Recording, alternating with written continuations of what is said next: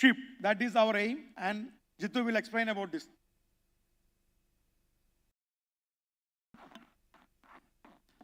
Good morning, everyone. My name is Jittu Sukumaran Nair.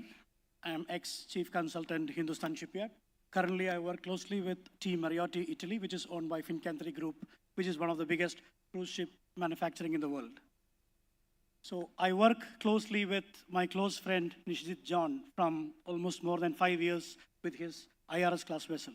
So his vision is to enhance the cruise capability from Kerala to all over Indian cruise tourism and, expanding globally. So we have been working together for the last 3 years with a small size and medium size cruise. So I would just go through some of the presentation which we were doing. So what we are doing is the integration of the global cruise industry resources, which we are bringing to India. So starting from design, classification society, Indian shipyard who will build the ship, and then the international designers, the transfer of technology, and the supply chain. So today, Neoclassic is working on a small and medium class cruise. So one is a 300 passenger, ultra luxury, something called boutique cruiser, which we are working for the last 36 months. So the basic design is already completed. You can see it's a very unique design. So when I started designing this, we wanted to be a very, very unique design. So I called myself it as Ferrari of the Seas. It took almost 12 months to design this ship, the basic design. Now, coming to the sustainability of cruise design. So we have integrated LNG, 30 megawatt of batteries. So the vessel can cruise 12 hours just on batteries. And then you have almost 3 days of LNG. Now coming to Kerala as a home port, you have immense LNG availability. So LNG as a primary fuel, you have battery backup, 30 megawatt of batteries, and you have diesel as the normal fuel. Yeah, these are some of the technical parameters. Now again, coming to the cruise construction, most important is the weight of the ship, reducing the weight of the ship, carrying more passengers. So steel and aluminum is a combined construction of this ship. This is a 500 passenger cruise ship, which we are again working on from Kerala, traveling across India and to the Middle East, as well as to the Southeast Asia. So Neoclassic aims to own and operate luxury cruise ship of 500 GT, which is already owning a classic imperial ship, to 37,000 GT in the next 10 years. So achieve a market of 20-30% of cruise tourism in India, operate leading cruise routes in India, collaborate with large state-owned enterprises to create international cruise technology.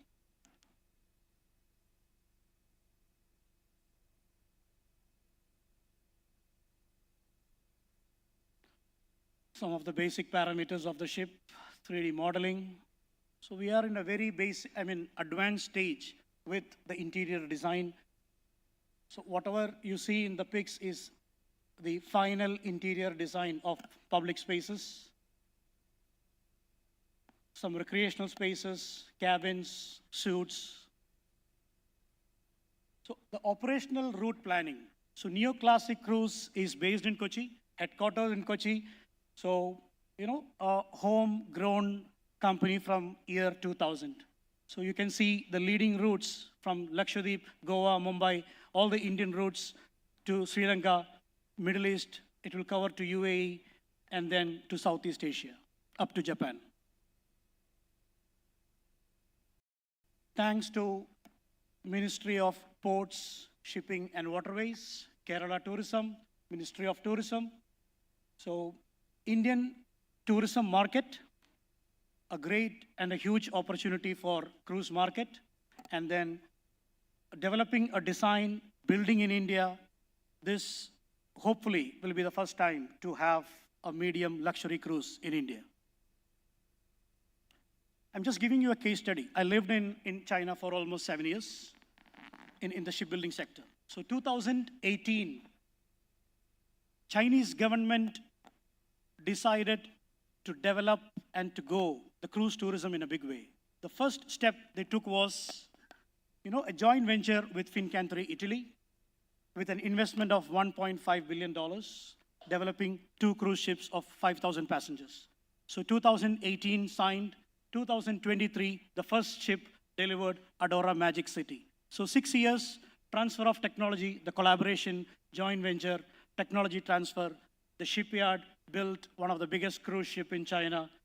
So the market focus, strategic importance. So with this, more than 10,000 jobs created in China, the supply chain was created, transfer of technology, building one of the latest cruise ship in the world. So with the Vision 30 and Bharat Cruise Mission, we hope we will also lead the cruise market in India as well. Yeah.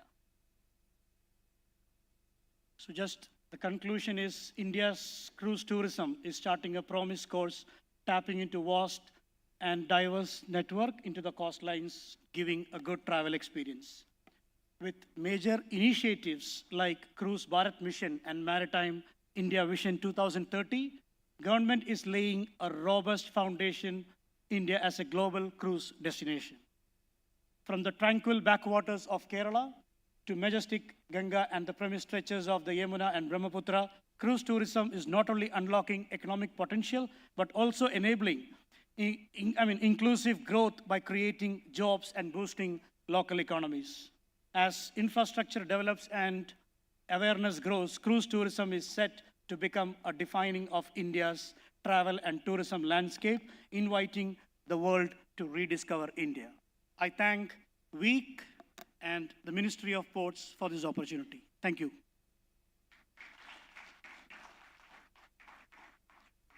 Thank you, Week Manorama and the sponsors and who was sitting here. Thank you once again. This is the first time I'm getting this opportunity. Thank you, Week, once again. Thank you.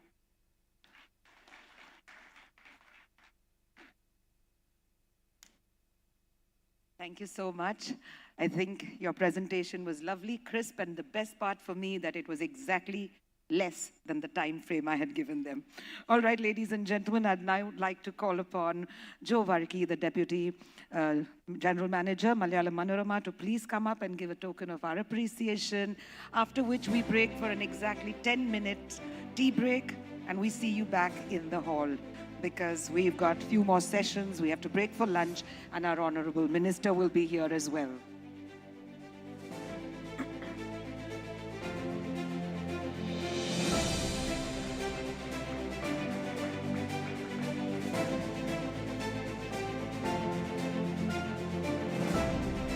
We're live on YouTube. You could follow us there on The Week Magazine and, of course, on Instagram at TheWeek_magazine. All the events are being highlighted and we are going live. I'll see you back here in 10 minutes for the next session. Thank you so much.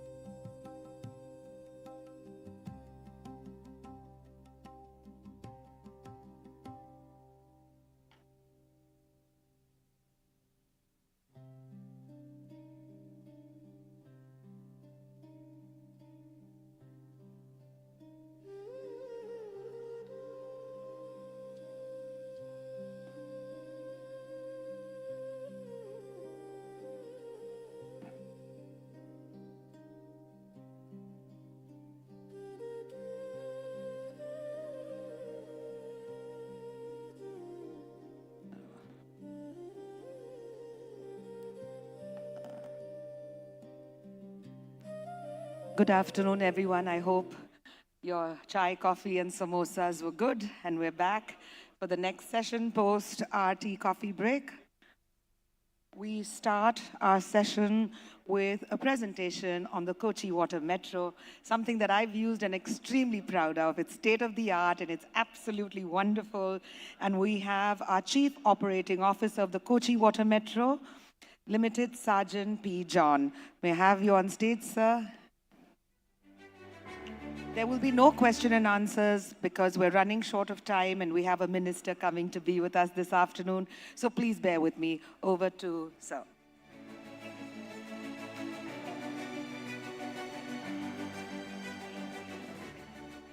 make it faster. Okay.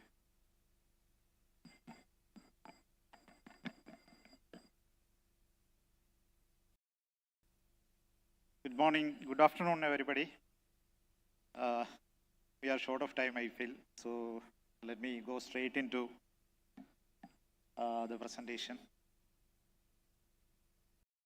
So, presentation is about Kochi Water Metro as a climate resilient alternative.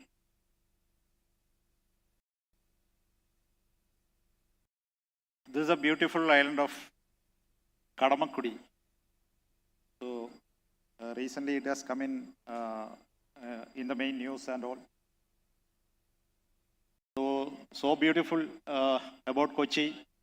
So we would like to see Kochi as like Kadamakudi maybe, but this is another side of Kochi. So this is a problem. So what is the problem? Actually, it is not just about wasting time on the roads. It is about pollution. When we see a global energy end use, transport is taking around 26% of energy usage. Pollution is almost in proportion to this.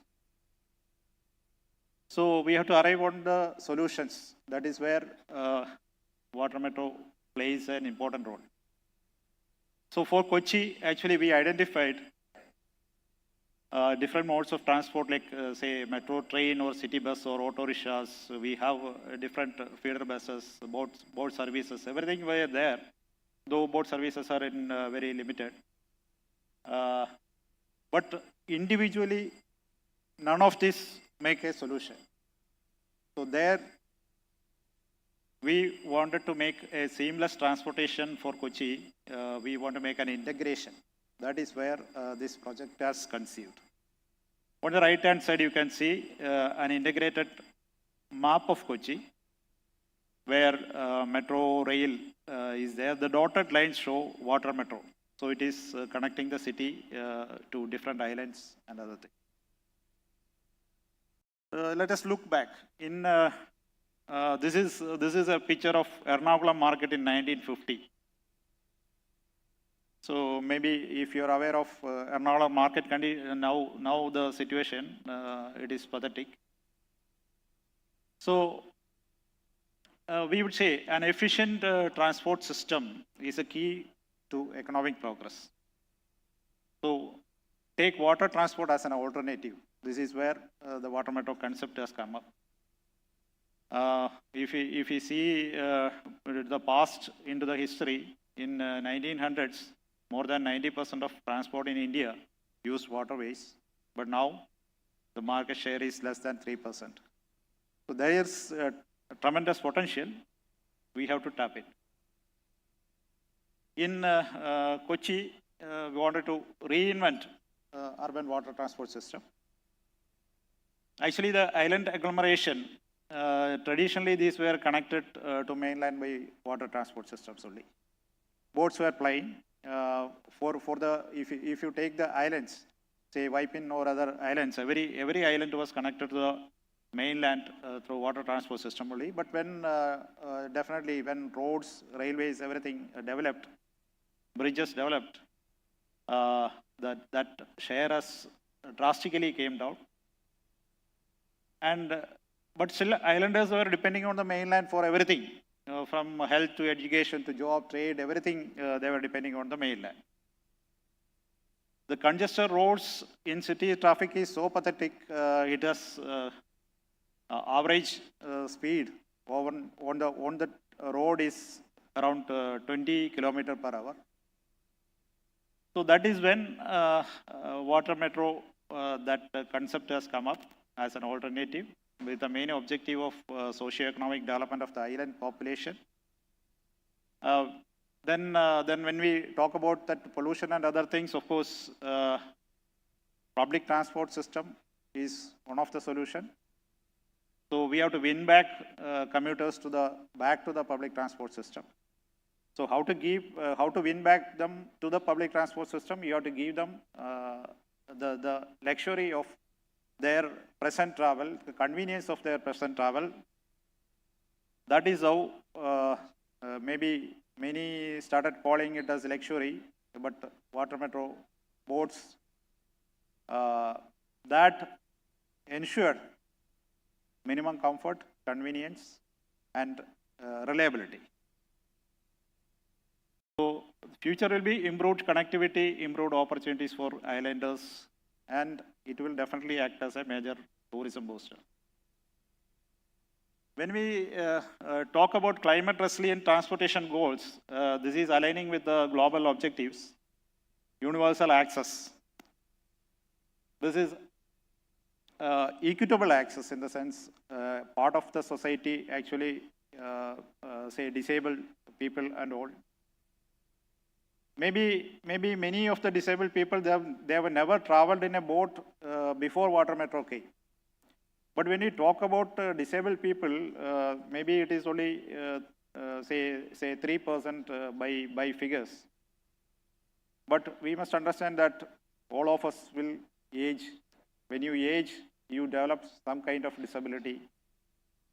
So if you take aged people as well, then this share of people who need transportation is more than 16%.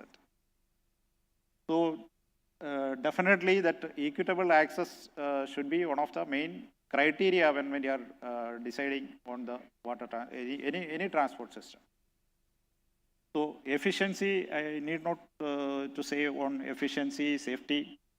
Safety was actually in water transport system, actually safety were overlooked maybe for many years. So we are bringing back safety into forefront.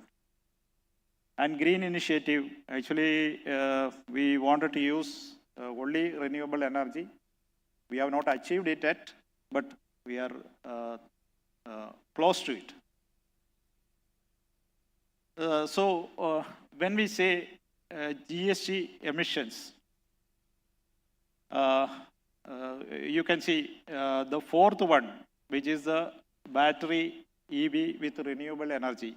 That is supposed to be the lowest in life cycle GST emissions. That is where we anchored. These were some of the design challenges that came because if you see, when you are looking for a new system, the depth of channel, increasing depth of channel or width, etc., may not be very easy. So we wanted to design something which is for the existing system. Wake wash in the sense when the boats are plying, actually it creates waves. When you increase the speed, this wake will increase. This will erode the banks of the river because many of the channels are very narrow channels. So this became very important criteria because you have to contain this. Then operational sustainability, fuel cost, these things came into play. These were the challenges, and Water Metro actually fairly made solutions for this. That is how it became a success, we can say. In general, we can see our targets were with 78 boats and 38 terminals spreading across 10 islands of Kochi. We have divided it into 15 routes. The total route kilometers were around 76. 34,000 daily ridership was expected. 8 to 15 minutes headway in each route. We arrived in ideal speed of 8 to 10 knots. This was the concept. We have still to achieve many of these targets because presently we are operating only 5 routes. Over 24 kilometers we have reached. Only 20 boats yet received. 10 terminals only we are operating. 2 we are going to start this end of this month or beginning of next month. And end of the year, another 2 terminals will be added. On the right hand side, you can see on the Google map, different routes in different colors we have seen. That 15 routes you can see there. So what are the different components I explained? The terminals, maybe many of you have seen the terminals. High court is the biggest one. Smaller terminals, maybe 1 or 2 berths, but bigger terminals like High Court has, it can operate around 8 boats at a time. There's a very big terminal. Then all the jetties, the berths are of floating pontoons. This was keeping in mind the requirement of making it disabled friendly. Because a person on a wheelchair can board the boat without anybody's assistance. That was a target and we achieved it. There is a passenger control system in the sense if you see the ferry accidents all over the world, 90% of ferry accidents all over the world because of overcrowding. So we wanted to reduce and make a solution for this problem. And the passenger control system actually controls the passengers when suppose 100 is the capacity of the boat, it won't allow any more people. When it reaches 100, the doors automatically closes. That turnstile will close. So we are dynamically counting the persons entering or going out of the bus.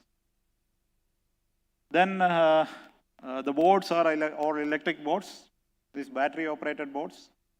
We are charging from the pontoons. These are super charges in the sense a boat can be charged in 15 minutes time. And there is an automatic boat location system installed so that each boat is tracked live from our operating control center. There is an OCC in Waitila that is established in Waitila. From there, each boat and each terminal that is monitored all the time.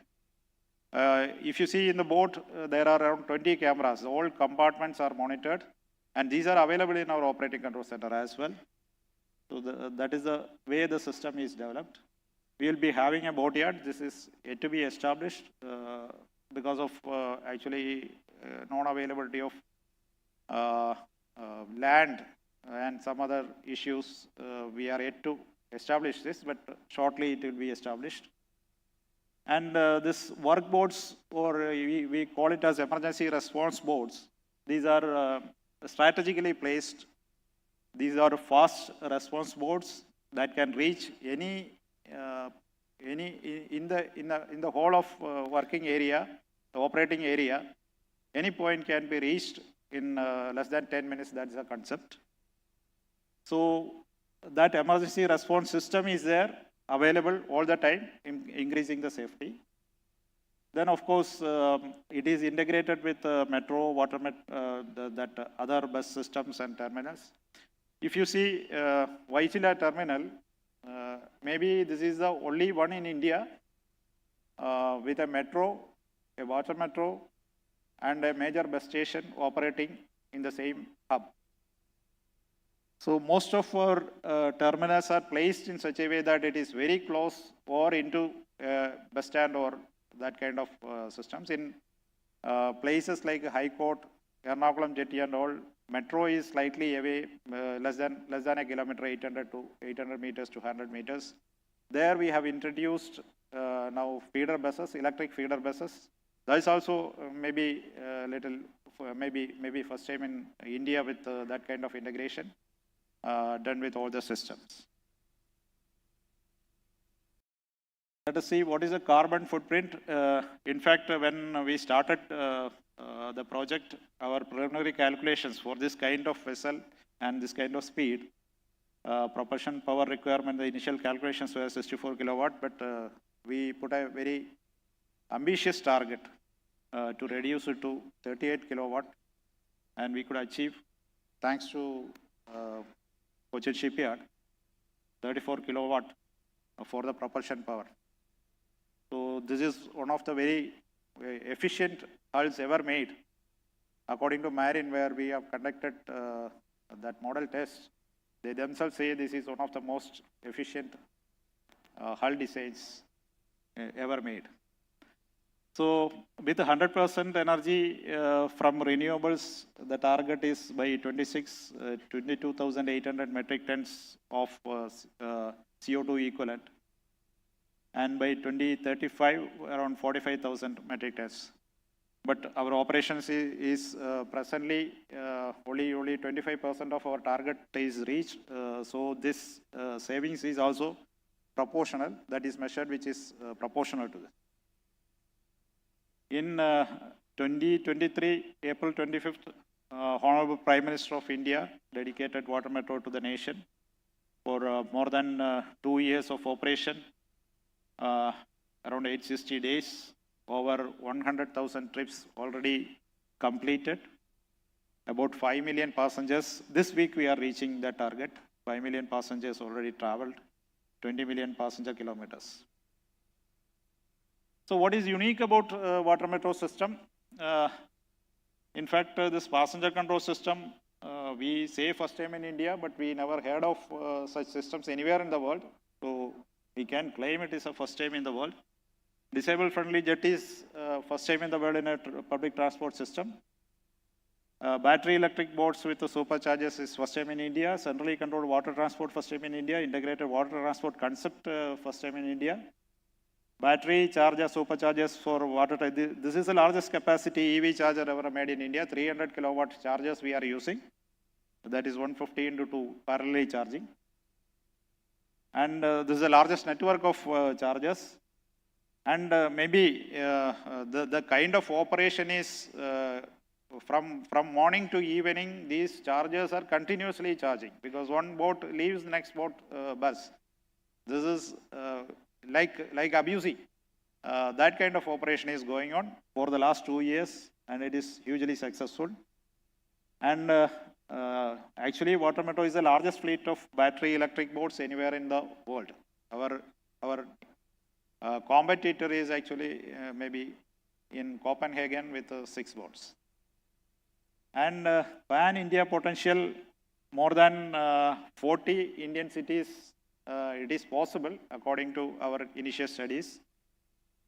Recently, Bensa sir was explaining feasibility study. IW has given us that responsibility for 18 cities. 3 more other feasibility studies also going on parallelly. So 21 cities it is going on. Coming to some of the awards, Best Passenger Electric Boat by Gussie Award Paris, Water Metro was won. In 2024, Cities and Climate Action Case Studies, UN Habitat World Cities Report, it is featured.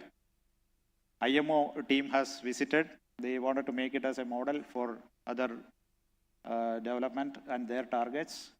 UATP Summit, these are some other awards we were getting.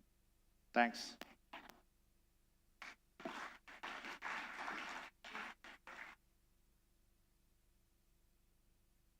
Thank you so much. I'd now like to invite on stage Major Abraham, Senior Assistant News Editor of the Week, to give away a memento and token of our appreciation.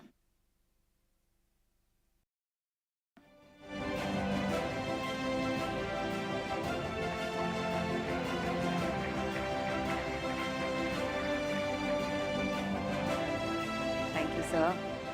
Now we have a special address by a special person on maritime financing and exploring funding options for maritime projects, PPP perspectives. One and only Elias George, former Managing Director, Kochi Metro Rail Limited, and the Independent Director of Federal Bank. Sir, can we please have you on stage? Yes, don't feel shy. You can really clap hard. It's good for you as well. Thank you.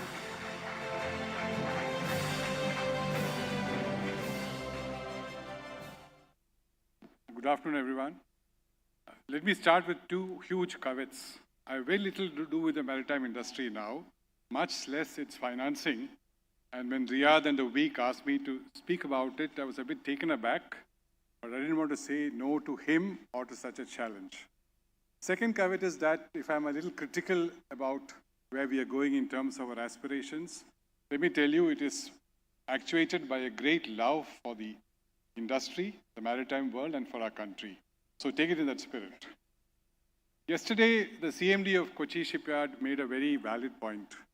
He said India has had its steel moment. We are now the second largest steel producer in the world after China. And we were fifth about 10 years ago. Automobile, I think we are the third largest after China and the US. We were way back a couple of years ago. So when is India maritime getting its maritime moment? This year, there's been a lot of new initiatives in the sector. We are aware of it. The budget was full of huge schemes and these, staggering ambition that by 2030, we'll be the 10th largest shipbuilding nation in the world, 2047, fifth largest. I'm a little, worried about those goals because, as you know, we are now 0.6% of the world's shipbuilding and about 1% of the world's maritime fleet. The distance to travel, and having come from government, I can say this very, very openly, the distance to travel is really, if you look at the CAGR of those numbers, it'll be staggering. So government, from independence, have had these habits of racing targets to the stars so that we all aspire to same goals. But how we are getting there is a difficult proposition, and let me be frank about it. But let's see what happens. I'm not going to sort of, be a party pooper in this. Instead of, yesterday a lot of dignitaries spoke about those goals and the aspirations of getting there. I thought a better way of approaching the problem was to go from the ground up and see what is happening on the ground with one or two case studies, and then see what kind of journey we need to make, particularly in financing. My colleague Sarjan was just speaking about the water metro, so I will give you a practitioner's experience because I was there in Kochi Metro, what it took to do the water metro financing. That'll give you a real-time experience of how this funding works. So when we were well into the Kochi Metro Rail project, we realized that 20% of this greater Cochin area is underwater. 20% means all the islands, the Vembanad Lake spread out like a fan around the city and so on. So then we also realized that some of the poorer communities, the girls who work in the Shima teas and the shops on MG Road, commute from those places by taking 3 buses and 2 boats, etc. And we realized that this whole dream of integrated transport that Mr. Sarjan spoke about can be realized only if you bring them into the party. So then I think it was in 2015 or 2014, we put our thinking caps on, and then we went to the Government of India because they're funding half the Kochi Metro project, the equity part. So we went to the Government of India and said, why don't you fund this also? It's just like metro. It's water, land doesn't make a difference. People are same everywhere.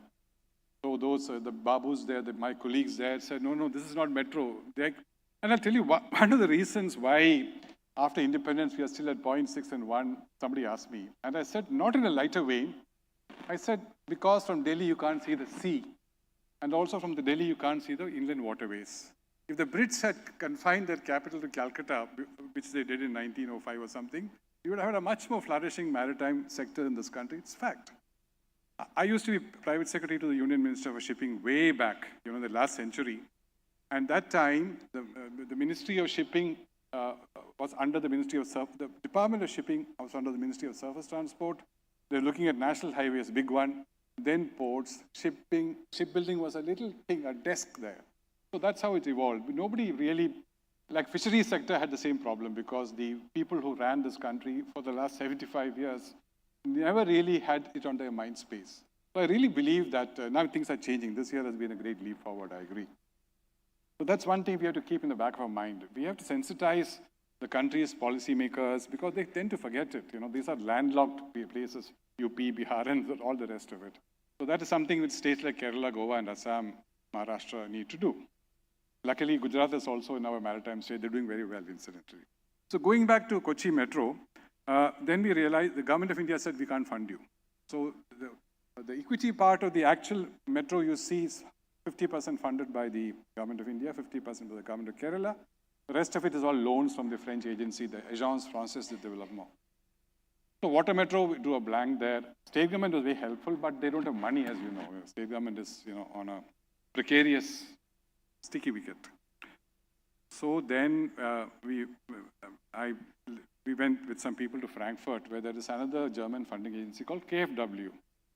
And somehow we persuaded a team to come to Cochin. I still remember that, led by a very young lady called Stephanie. Kochi should have a statue of Stephanie somewhere on the backwaters, because she came and we took her on a sunset cruise around Vembanad Lake. She fell in love with the backwaters. More importantly, we took her to those communities that is here and there and saw the conditions of people there, the immiserization, and the difference between that and the people who live in the Yacht Club enclave here. And she said, this is where we need to help. And she immediately realized that giving them a safe transport for women to get back home, etc., will so much improve their economic and social condition. And the Germans, these are the goals of these funding agencies. Went back, signed the agreement, Government of India agreed somehow, state government was supposed to be cooperative, etc. That is how you're seeing the metro happening. The point I want to make here is when you're funding these water metro projects, the pre-tax internal rate of return of Kochi water metro, Sajan will bear me out, is 1.4%. Nobody will give you that kind of money. 1.4%, might as well put in the bank and get 7%. The point I'm trying to make is that, and with a huge debt equity ratio, 85% of these projects are debt. 15% is the equity which we managed to get from Kochi Metro and the state government, etc. But if you look at what's called the economic rate of return, and economic rate of return captures what the project brings in terms of livelihoods, economic opportunities, fresh investments, etc., it suddenly rose to 2x. It's 26%. That's a very good figure. And luckily, these funding agencies look only at the ERR. So the first point I want to make is that when you go without public policy support, you cannot do maritime projects in this country. It is not maybe cruise ships, you know better. I'm sure it's very profitable, I'm told. But otherwise, run-of-the-mill water projects, you need to look at the ERR. And when ERR factor comes in, you need public support. You cannot do it without it. And especially the poor people travel on the water. Let's face it. When I was Secretary of Transport in Kerala, we raised the tariff from 3 rupees per kilometer to 4 rupees, and there was shindig. Finally, we had to pull it back. So you have to balance those considerations. And this is where the point is made that when you go around touting these projects and trying to get funding, you have to sell the idea of the ERR. And let me also give you a tip for all public people who are here. These Western American aid funding is out now. The reasons I don't want to go into. The Europeans, the Agence Française de Développement, the KfW, all these guys look at the social benefits, and that's a rich source of funding which you've not tapped till now, adequately enough in a state like Kerala. So what they're looking at is the economic impact on livelihoods, the social impact on education, children going to school and coming back safely, ease of living for women, safety at night, tourism, etc., etc. And since Sajan is here, let me also, before I close, let me put out a grouch here. We started the project in 2014, Sajan. 78 boats would have been plying on the waters by 2019. We are still at 18. And the problem is that if these 78 boats were plying through those, 17 routes or something, whatever, Kochi would have been a different story altogether. More people would have come, what is called the network effect. People use the boats only if there are timely schedules, and for which you need more boats, etc. So I'm hoping Sajan is here, GRC CMD is somewhere there. All of you will put your thinking caps together and get this project on ground. And I must, Mrs. Philip Matthews here, from the day the project has started, one votary of the project has been Mr. Philip Matthew. He would call me every week and say, I want to see those boats in my lifetime, because he's been all over the world, he's seen his potential. So thanks to Manorama and the week for that goading, and a lot of articles they put out supporting us and all that in times of trouble. So I'm sure when the week convenes a similar thing next week, we'll have more boats on the ground, Sergeant. This mayor of Bolivia has made this quote I'm never tired of repeating. A well-developed country is not a place where the poor use cars, it's where the rich use public transport. So once your metro, the water metro, your feeder services, electric buses all come into one system, which you mentioned here, our roads are so congested and so blocked that people like Riyadh will find it much more convenient to get out of his house, like they do in the West. And that is the dream which, Sergeant, all of you must pursue. in my lifetime, Kochi is the first city in the world in India, which can have this happen. We have the legal architecture in place. Once your boats come and all the whole appurtenances are locked into that jigsaw puzzle, I'm sure that a lot of people who travel to work in this city will use the water metro and all the rest of it, the electric buses to commute to work. And there's a terrible statistics about Kochi. 50% of the people who move in the city use public transport, but they consume only 5% of the vehicles moving on the road. The rest, 95% is, like cars, whatever, the rest of it. There is no transport democracy in a city like Kochi. And the job before all of us is to alter that seesaw so that people are more used to public transport. So this is one case study I wanted to present to you in terms of a real-life experience of financing maritime projects. I won't overshoot time. I know we are very late. Second one thing is, as a prelude to this talk, I spoke to some shipbuilder friends of mine. And, what are your problems? They're very excited about the new schemes, what I call the Maritime Development Fund, 70,000 crores, something like that. And that other one with a lot of initials, what is it, GPSCB or so, whatever, 18,000 crores, etc. And Mr. Sonawal is coming here, great initiatives. But I asked him, what are the real, and Riyadh, please invite some of the actual private shipbuilders for the next session when you do it next year to get a feel of what's on the ground. So I just list out some of the problems which they are facing. One is the high real interest rates. 12 to 14% is what these chaps pay for the money they borrow, as against 2% in China. So how can we be the 5th largest in the world if this is the financial barriers are there? Second problem, he said that bank guarantees. Every step, the whole vessel you have to get a bank guarantee. At every stage payment, you have to get a bank guarantee. And 2.75% of the bank guarantee charges for these guys, along with 10 to 25% of margin money. And the bank will need collateral. Nobody is going to lend you with they will need, if you're doing a vessel for 100 crore, they want to see your assets. I'm also a banker in the sense. They will not lend you money unless you have collateral. So collateral, bank guarantee charges, interest rates, these are the 3 horsemen of the apocalypse, which is killing the shipbuilding industry in this country. Letter of credit issues, similar costs, etc. So I don't want to labor that point. The point is that we need to soften. If you're buying a flat, the flat is the guarantee you can get money on the basis of pledging your flat. But when you're building a ship in your premises, you can't pledge the ship and give money. You have to you have to give your bank account or some other property. You have to get the money from the banks. This is some problem which we have not been able to solve for the last 75 years. The margin of profit in this industry, I'll be corrected by the practitioners, is about 10%. That is a very, very, cruise, etc. is different, I'm sure. But that's a very thin margin to operate on. If you put your money into the SIPs, it's a much better way to make a living. So this is the last mile issue which the practitioners have told me, which we have to sort of, go over, to overcome. I think I'll skip a lot of it. I think it's already getting time. So, but then let me not be pessimistic about it. After a long time, we are seeing a huge interest of the people in Delhi who run this country in this sector. The SBFAPP, the Shipbuilding Financial Assistance Scheme, the huge uptick in the amount of money, the second version which has come out this year, money. I'm sure, I was asking the Babus in Delhi, I think the cabinet note is going up for operationalizing the scheme. Once that comes, some of these issues which I mentioned will get some relief. There's a subsidy element there also.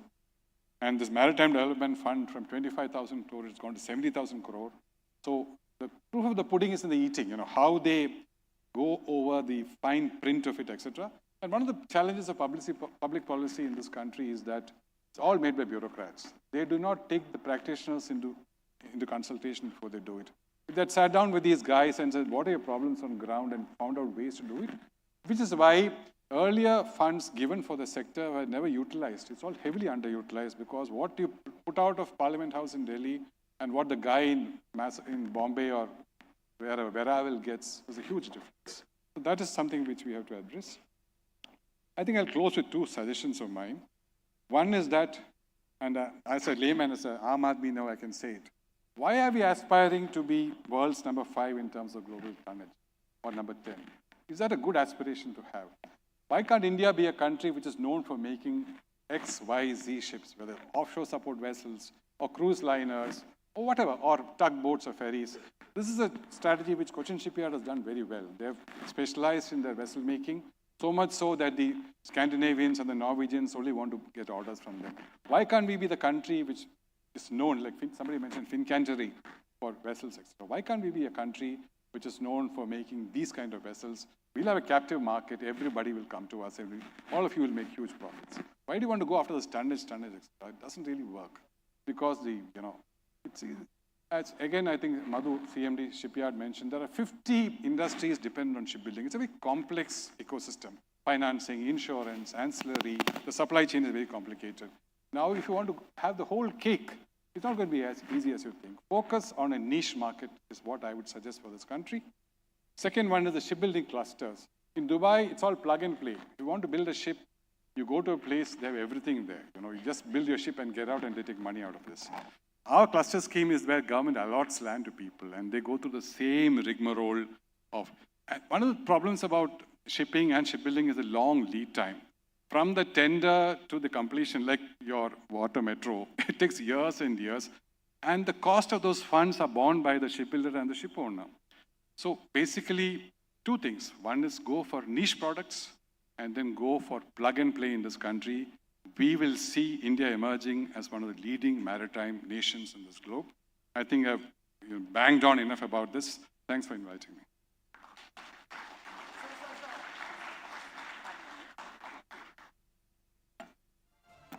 Thank you so much.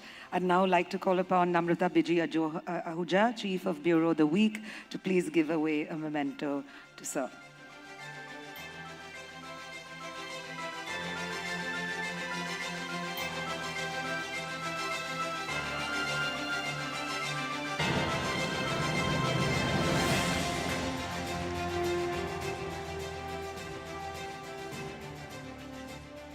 Ladies and gentlemen, I would now like to call upon our next speaker, Arnab Chowdhury, the Executive Vice President, SBI Capital Markets, State Bank of India, and he's going to be talking about the challenges to maritime financing and investment opportunities.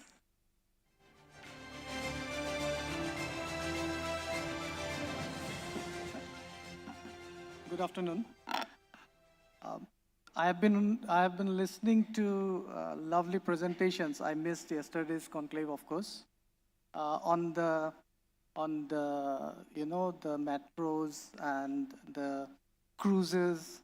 This is the boring part of it, which is the financing of all of it, And I will just touch base. My previous speaker, Mr. George, has raised some pertinent questions. I'll just pick up from there and also touch base on what the government is doing, what the financial institutions are doing, and what we believe we can be doing to make all this happen. At the core of everything is the funding that is required, and I guess that is one of the puzzle that we haven't yet solved properly. I was sitting with Chairman NHEI yesterday, and it is something I just wanted to say here because that is also a sector in this country which has grown in a very, very significant way over the years. While that sector has matured quite a lot, I believe this is a sector, maritime sector, shipbuilding, anything related to maritime is something where the potentials are huge. India has a story to tell, but then we haven't yet scratched the surface. Couple of points which have been raised is in terms of the difficulties of doing it, how other countries are doing it, and what I think or we believe what can be done in our country to actually make this happen. Just as a banker, and Mr. George has touched based on this as well, is what is the risk that I have if I suppose look at financing, suppose a ship for that matter, One, the gestation period. It requires a little bit of long gestation period. And secondly, the return is again quite long term, you know. So for a bank or for any financial institution to look at it in terms of a profitable return, the XIRR numbers which were being told are exactly what pushes them back, because there are other avenues. We all have to realize the fact that national building is one bit of it, and investors' returns is another bit of it, which needs to collate for somebody to actually put in the money on the table, you know.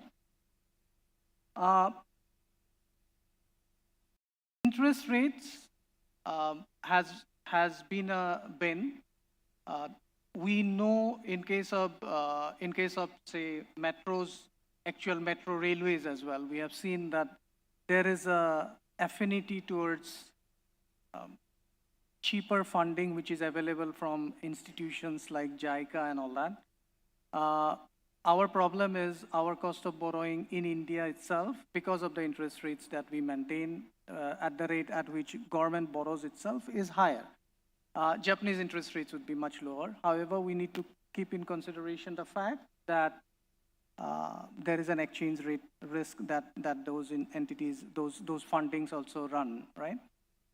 However, to encourage the funding by foreign institutional investors who are interested to tap into this sector, which is right now, as I said, which has a potential and which has not yet been scratched properly.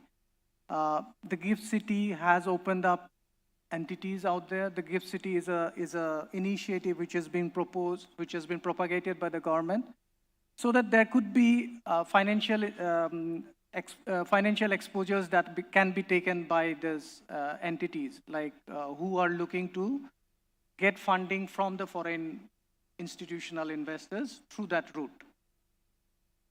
That is something which is on the cards. This is something which is growing, however, if you ask me hand to heart, where are we on that right now? I guess we have a little more to go on that aspect. It is still on the initial nascent stage. There are entities who are looking at it. How does global institutions who are working on, or global players, how do they do their funding? The China is a big player. Their specific funding structure is through leasing. We, in Indian institutional sectors, we still do not have the expertise. We are developing it. We still do not have the Indian public sector banks, Indian infrastructure players do not have the expertise to do leasing structures. One, because the nature of that boat. Suppose I do a leasing of a boat. That boat has its route all over the world, and how do I basically ring fence my exposure through that boat through a guarantee or a leasing structure is something which is again a work in progress, which has not yet been cracked by Indian lenders. So that is pushing off certain entities to look offshore and to look at institutions which are European primarily, who are into this field. And obviously that comes with a cost. The other aspect is the capital market. Indian capital market is dominated by long-term players, which are insurance, which are pension funds, which are provident funds.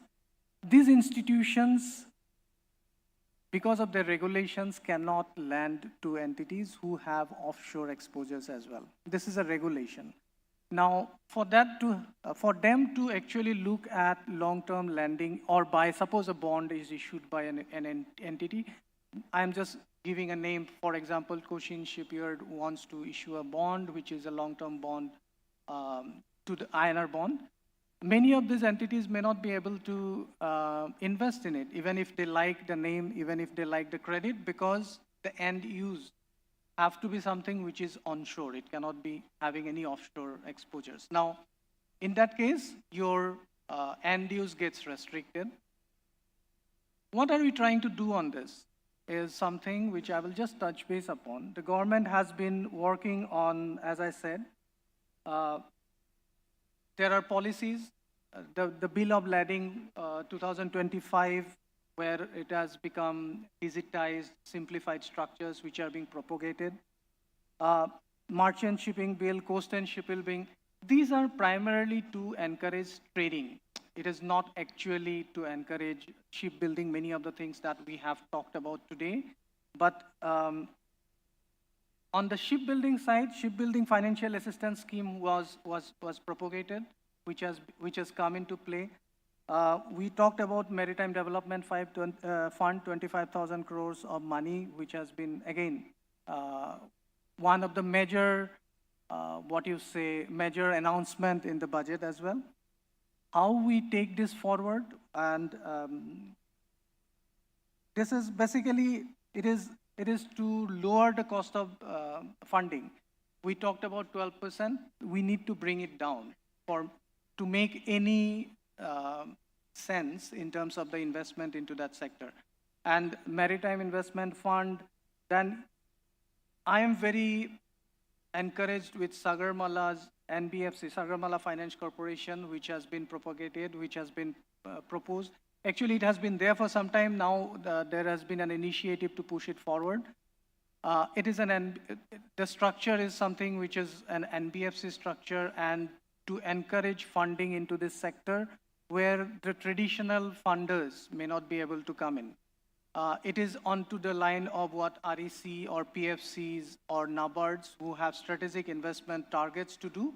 I think Sagarmala Finance Corporation is something which can be a pioneer on this, take this forward. We have been, we as advisors to both private and government sectors, we have been talking to them in terms of blended financing structures, in terms of issuance of sustainable and green bonds, which can be longer tenor, and where we are talking to the stakeholders or the regulators into different investment entities to see if we can allow certain dispensation for specific investments into end users for these entities, you know. So PFRDA, IRDA, other regulators whom we are in touch with, just to try to see if we can get certain dispensations for specific investments into green or sustainable, or even for that matter, blue bonds that are issued by either Sagarmala for onwards lending to the entities, or by the entities themselves with guarantees or with a securitization, or at least a support from the Sagarmala bit. I have talked about IFSCS, that is your GIFT City bit. Primary use or primary help of the GIFT City setup will be if they can help the leasing structures to come into India and certain transactions to happen there. We have struggled in case of supports air leasing as well, aircraft leasing as well. Aircraft leasing, ship leasing, all these are things that are being encouraged there. And I am encouraged to tell you that many of the European as well as Far Eastern, Chinese as well, investors are actually trying to see and exploring the possibilities of coming through GIFT City route there. What are the opportunities that are available for the financial sectors? I know what we have as an audience here are primarily from the other side, but then the financial assistance policy, the revamped structure of financial assistance policy, 18,000 crores provides direct subsidies to Indian shipyards. This is something which is an incentive which has been given. Then there are custom duty exemptions and credit notes for ship breakings, which are being provided. So this is again an incentive which are there. I'll just mention a couple of challenges, and I will just mention few of the suggestions, if I may. One, as I said, high capital intensity and long gestation period is a challenge. LNG carriers requires massive upfront investments. We know the investments to the tune of $250 million plus for certain vessels. I have mentioned about expertise in ship financing. We do not have the risk appetite by Indian public sector banks especially. I am not even coming to the private sector. I think the initial, as it is always the case, the initial steps will have to be taken by the public sector banks. Post the last NPA crisis, the risk-taking capacity of the public sector banks have also dwindled. We will have to make cases where they can be convinced to come in. I guess certain, and I have talked about Sagarmala's influence on that. And the other bit, again, I have touched upon is the debt market. The debt market is something which can give you longer tenor. Debt market is something where institutional investors can come in. But then again, there are certain restrictions on the debt capital markets which we will have to address. I guess few of the suggestions. One is we need to have the PPP arrangement has to come in as quickly as we can. And secondly, like we have in other sectors, the concessions or the concessional agreements that can be provided needs to be drawn as soon as we can or as long as we can. If there is a proper concessional agreement, based on that, innovative structures like InvITs can be coming in, where people can basically, basing on ring-fencing the cash flows from the business that the ship buildings or shipyards or even the ships can have, the institutional investors can come in and put in their money, assured by the ring-fencing of those cash flows. For that, we need a structure, we need a concessional agreement, and somebody to backstop that arrangement that, yes, the cash flows will be assured, you know. We need to promote green financing. Problem with green financing, we talk a lot about it. You know, sustainable lending, green lending. We are in touch with Cochin shipyard for a blue bond issuance as well. Matter of the fact is the investors do not give you a premium for any of this, you know, specific greener, we call it greenium, green premium are not getting paid. So the cost of issuing such instrument, because of the regulatory requirements, the need to keep a track of the KPIs being met is more, but then when you ask for the money, there is no concession that you get for it. Certain European institutions do have allocated fund which can be used, and in those cases, yes, there is an incentive that might get, but generally in Indian institutional investors, there is no premium that they pay. I think the last bit, I guess what we have to do, or what all the stakeholders can put it forward, is to make this, the entire sector, entire maritime sector as infrastructure. Certain bit of it is identified as infrastructure, certain bit of it is not identified as infrastructure. If we can make all of it as infrastructure, certain infrastructure institutional investors, be it NAFID, be it IFCL as well, can come in and give, and these guys are mandated, these institutions are mandated to give long-term loans at concessional rates. They are actually mandated to develop new areas, and they can come in, they can be the pioneer in the funding structures of it. Many of the institutions like insurance and PF funds have allocated funds that needs to be invested into infrastructure, then this sector can actually try to tap those allocated funds, investment funds, and can take this forward. So these are the basic ideas. I'm afraid, as I said, the sectors itself at a very nascent stage. The funding of that sector is evolving. It has a long way to go. And whatever is happening right now is happening on piecemeal basis at different levels. As a whole, as a sector, and as an initiative, there are things which are being propagated now, which are being encouraged in this budget. And post that, we have seen certain things that have come up. Exciting space to be in, and because it is at that nascent stage, I guess we would see a jump in that development, and we as a part of the financial market would be very excited to participate in that journey. Thank you very much.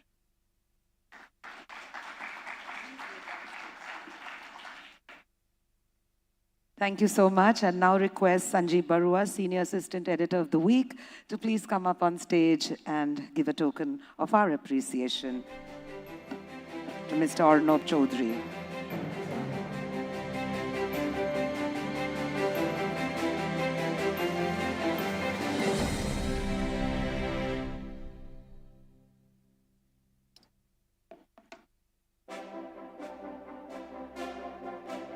Thank you. Ladies and gentlemen, don't forget to follow us on Instagram at @theweek_magazine. We're live on YouTube, and our channel is, of course, The Week. Thank you all for being part of the Week Maritime Summit, where we're riding the waves and unlocking India's maritime potential. For all of you who actually asked me about the lines that I read out earlier in the day when we started our session, I will read it out to you once again, since so many of you asked me about it. It's actually from Samuel Taylor Coleridge's poem, The Ancient Mariner, and it is the argument version of it about how a ship, having passed the line, was driven by storms to the cold country towards the South Pole, and how from thence she made her course to the tropical latitude of the great Pacific Ocean, and of the strange things that befell, and in what manner the ancient mariner came back to his own country. Well, we all know that we all can come back because how maritime ships and, of course, shipbuilding has all changed. And thanks to that, we can actually roam the world with or without dangers, as we saw yesterday. Our next panel, ladies and gentlemen, is Skilling the Mariners, the skill development in India's maritime sector. The moderator is Commodore R. Vasan, Regional Director, National Maritime Foundation, and our panelists are J. Senthil Kumar, Joint Director General, Mercantile Marine Department, Cochin, Dr. P.G. Sunil Kumar, Head Department of Naval Architecture, Sri Narayana Gurukulam College of Engineering, Kochi, Dr. Ms. N. Ashwadi, Principal Scientist, Fisheries Resource Assessment, Economics and Extension Division, Kochi. And 4 is Captain Tom Joseph, mariner with 4 decades of experience and a Fellow of Nautical Institute of London. We welcome all of you on stage and looking forward to a fabulous discussion. Thank you so much.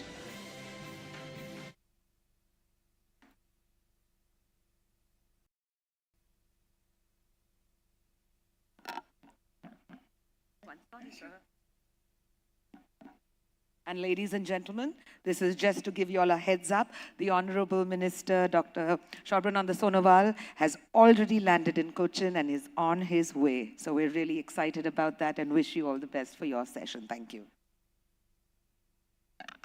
Thank you very much. Good afternoon, ladies and gentlemen, and particularly the young crowd who is here for the last 2 days. And they have been really attentive. And I was very, very happy to hear from Mr. Sanjeev that, some of them are taking notes, and some of them have written up to 6-7 pages of notes yesterday, and they have shown a keen interest. So this augurs well for the maritime growth of this country.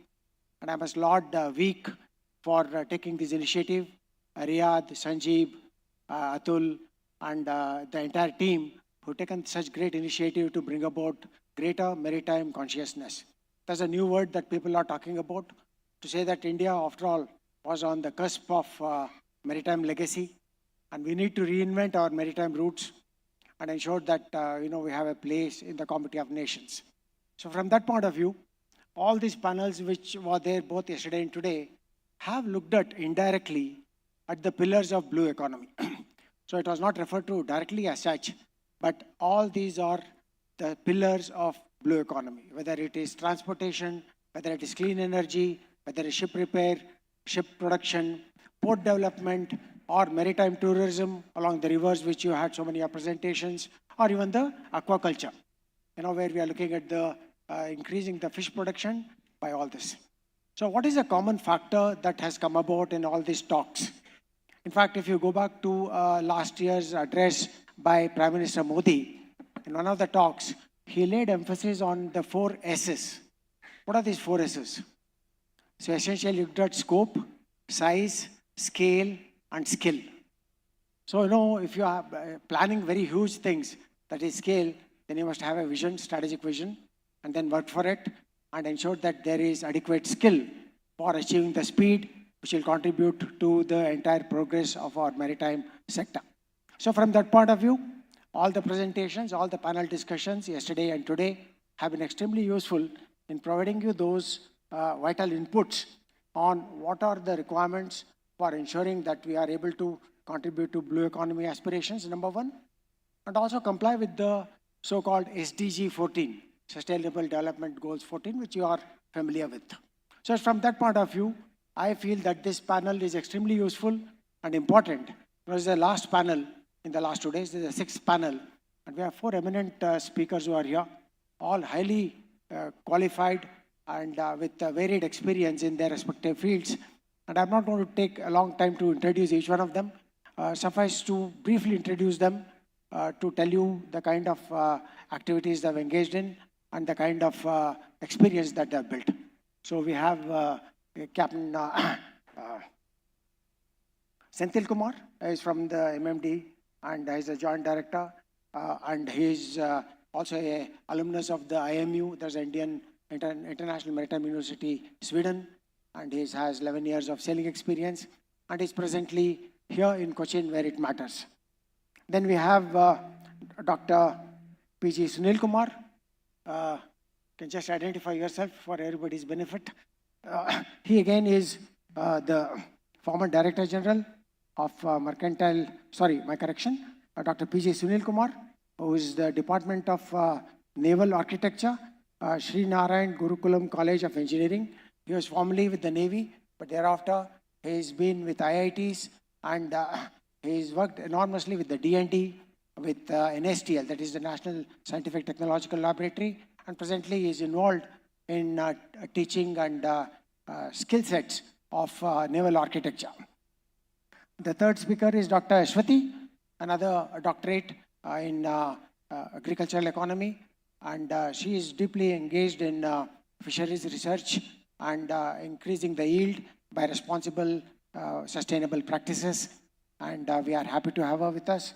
And the last but not the least is Captain Tom Joseph, who is here, who has also helped me a lot in identifying the scope of our discussions and also getting me in touch with some of the other resource persons who are of great importance to the conversations that we're going to hold. Captain Tom Joseph is the 4th or the only amongst the 4 FNIs. There's a fellow of Nautical Institute of London. I think there are 4 of them in India. So I think it's a great recognition of his phenomenal work, both in the Indian Navy and thereafter in the Merchant Navy on DP vessels. And also thereafter, he's now involved in various agencies. So to give a big hand to all the panelists who are here and join me in welcoming them. Now, because of the time constraints and because of the fact that apparently the minister is already on the road trying to come here, what I'll request each panelist is to try and identify the challenges and responses in the area that we identified, and then look at the way ahead options. Focusing on the critical requirement of skill development, which will enable this particular sector to achieve these objectives. Because we are looking at those figures which have been flashed in the last 2 days, which tells you about generation of 300,000 jobs, increasing our own GDP contribution, which is about 4% in the agricultural sector to 10%. Likewise, to increase the number of ships that we are building. All this is not going to be possible unless you have an ecosystem that looks at it in all its facets of, including financial support, management, which was covered in the last 2 topics. So all these are important components, and for Maritime India to grow as a maritime country, it would take phenomenal amount of efforts. I think one of the slides of a previous speaker said there are miles to go. So we entirely agree there are miles to go before we realize this dream. So I request each of them, starting with Mr. Senthil Kumar, to come here and take on the stage.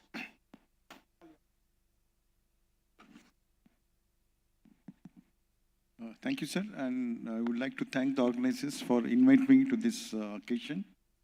As rightly pointed out, this session is talking about the maritime skills development. And if we pertaining to shipping, as we look, the world looks at India because India is having large number of young people, and seafaring and related associated activities like shipping companies, maritime professionals. The requirement is huge because if you look at the events happening in the world in IMO or United Nations or climate change system in UNFCCC, there is a huge potential for India and Indian seafarers to adapt to the new requirements, that is for decarbonization skills, or in future you might have ships which are completely automated, that is mass ships. So there, one is the first aspect is the seafarers who are around 250,000 in number, and according to our Maritime India vision, vision is having to increase from 12% to 20%. So in order to adopt that to 20%, we need to have the capacity building. One is in the training sector, maritime training institutes, which needs to adapt to the latest technologies or the technologies which is going to come for decarbonization, or ships which may use alternate fuels, renewable energies, and using alternate fuels means fuels like ammonia, hydrogen, and related to which is having zero emissions. But the like seafarers, myself and many who are here who sail, they have been blessed with fossil fuels, which is not much risky. But if you look at the green fuels like ammonia or hydrogen, it has a lot of risks associated with it. And accordingly, the seafarers needs to be trained, enhance their skills, capacity building, and Ministry of Port and Shipping Waterways has already identified the required skills, the gaps which is pertaining to now, and also gaps which can occur in futuristic. So training has been already identified in shipping sector, shipbuilding sector, and also training to the ports, where the ports is also will be required to increase their capacity in respect to the ships. Tomorrow, if green ships comes to Indian ports, how these ports resources will handle, that is a critical and very important, because India needs to build up the capacity and the skills also. The training programs has been identified for them. It will be in the first phase in next 6 months, it will be launched. And although in case of seafarers, India is also a member of International Maritime Organization, and in the subcommittee Human Training and Watchkeeping, we have already submitted many papers identifying the futuristic skills required. Accordingly, the standard training certification watchkeeping convention, that is a convention which is binding for all Indian seafarers and global seafarers who man the ships. So according to the requirement, the skills gaps required has been submitted in IMO, and it is in the process of complete review. And if we look at the gaps, and if we really capable increase the capacity and enhance the skills, it is sure that India will have a huge potential.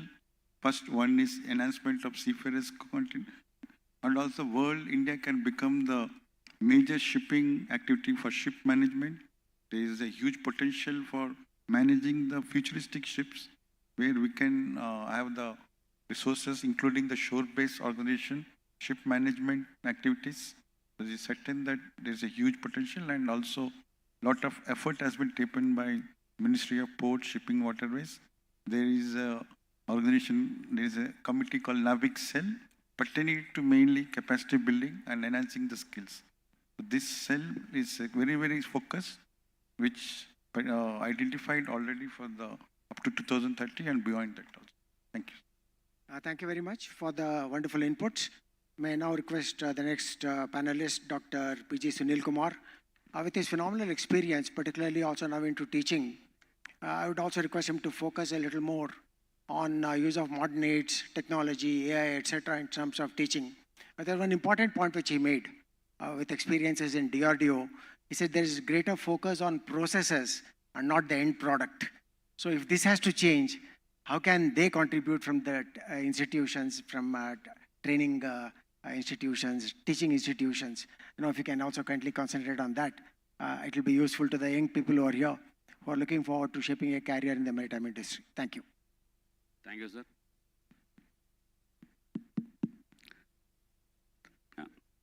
Thank you, sir. Good afternoon to everybody.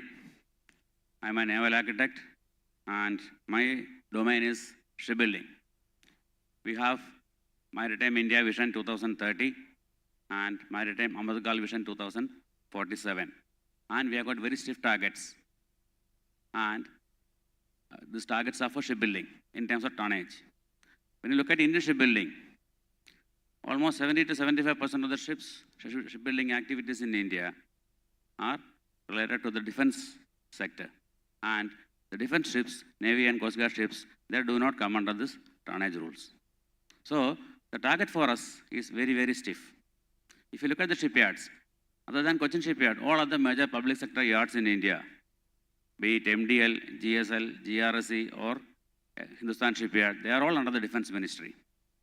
So to meet this target, where commercial ships are considered, it's a stiff target itself. So for that, we have been hearing about the gap between academia and industry. It has been there for a long time. That will be there for in future also. But now we have to see how we can bridge this skill gap. Graduates who come out of colleges, when they go to shipyards or other places, or even on board ships, they will have a lot of, they have got a lack of experience on practical works. That's called the skill gap. And to meet our shipbuilding targets, we need our skill levels, we need skilled manpower at various levels, at worker level, supervisor level, and also at engineers level. And in shipbuilding, I'm talking about the shipbuilding activity per se, you have a lot of skill development required for plate fabricators, welders, pipe fitters, and in automation, because nowadays all activities are linked to PLM and other activities. And in the design agencies, you need multidisciplinary skills, software skills, and of course, skills in AI. Yesterday in that discussion on design, they were mentioning AI specifically. Now this, we can look at it at three fronts. First is at the government front. The National Education Policy of 2020, which is already in force, that has this policy has identified a lot of activities. There's a transition from our traditional teacher-led learning to student-led learning. And towards this, this policy has introduced a lot of project-based learning. That means at the end of every subject, students will have to do a project and then submit the report. That means they are moving more towards the practical side of it. Then challenge electives have been introduced. Means they are slightly tough, and that is for advanced learners. More importantly, year-long internships. If it is a beta course, it's 4 years generally. And here, in the new policy, the theory subjects or the classroom subjects will be over by the 6th semester or by the end of 3rd year. 4th year, the 2 semesters are free for students to take up internships at various organizations. And then industry mentoring programs. These are also envisaged in NEP 2020. At institutional level, at present, our faculty members, all of them may not be updated on the current developments or the current regulatory developments rather, especially in shipbuilding. So, if NEP is implemented in the right spirit, then it's a solution for this. Another proposal is industrial updates by faculty internships. It not only students, faculty also once in a while, they should go for internships to industry and see what is happening over there. Then that gives them a right picture. And government has already introduced a concept of professor of practice. Traditionally, for teaching in colleges, you need at least a postgraduate degree. And for associate professor and above, PhD is mandatory. But now, with these professionals with years of experience, even without a postgraduate degree, they can teach in colleges and institutes. That is already being implemented at various places. And these students are going to get immensely benefited, and the skill gap is going to get covered. The next is at the industry level. Now, if you take my field, naval architecture, there are only 4 or 5 institutes which are offering this course in India, out of which IIT Madras and IMU, they have doubled the seats last year onwards. So getting an internship in an organization it's very hard nowadays. So through, if the industries can provide internship opportunities to students, they only will get benefited in the future. Then skill gap identification in curriculum.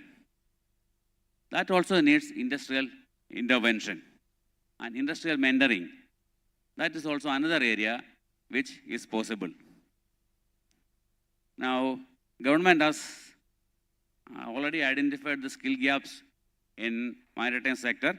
So, Center for Excellence in Maritime and Shipbuilding, which was established in 2016 by the government of India, they are doing a lot of work in this area. They are running short courses for all these areas which I suggested, and also long duration courses. But it again depends on how industry is supporting those organizations like that. So with all this put together, we will be able to meet our targets of 2030 and 2047. Thank you. Thank you very much. I think the fact that you brought out about the role of the government as far as skill development centers are concerned, even Kerala has got many initiatives for skill development. And that's most required because one of the study report clearly said that the skill development in India is at about 2 to 3% compared to 80 to 90% where the developed countries are offering this. So this is a serious issue and that requires to be addressed. If you want job-ready people who are there, because we say that they're not job-ready, they come there and the industry has to spend a lot of time in skilling them and upgrading their abilities to work in high-tech industries. So this will continue to be a challenge and we need to be able to address this. Now we over to Dr. Ashwati. She's going to speak on a very important area of agricultural production through fisheries. And we are doing fairly well, but there are phenomenal amount of challenges in terms of modernization, in terms of our people adopting to deep sea fisheries. There is reluctance for them to go out. They want all the fish to be next to their house. So that's not going to happen. So she's also taken the trouble of preparing some slides. So I'll request you to go ahead and use them if you wish to, but maybe you can move on straight to the last 3 or 4 slides. Thank you. I believe the minister is already likely to come here. So we are under a little bit of pressure to finish it. Thank you. Thank you. So I'll be discussing an entirely different aspect, that is skill development in the marine fishery sector. I'll try to fit the topic with the goals of the conclave. Next slide.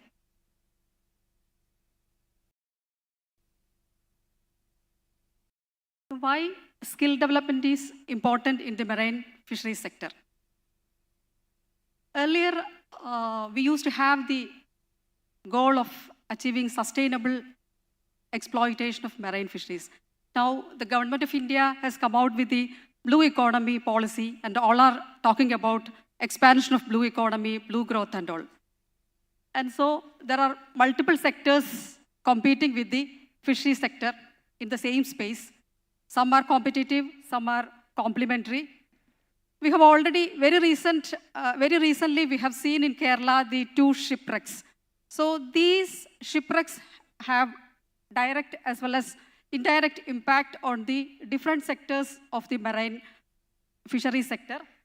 Like when the shipwreck occurred, we need to assess the impact of the shipwreck. What is the biodiversity impact? So the researchers come in place. Then there is livelihood impact on the marine fisherfolk.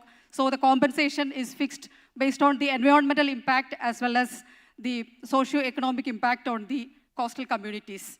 So all type of actors in the marine fishery sector has to act, develop skills for assessing the impact. So this is the linkage when fixed our goal like expansion of blue economy. There are multiple sectors and there are interacting sectors. So we need to deal all these sectors in a blue economy context. Next slide.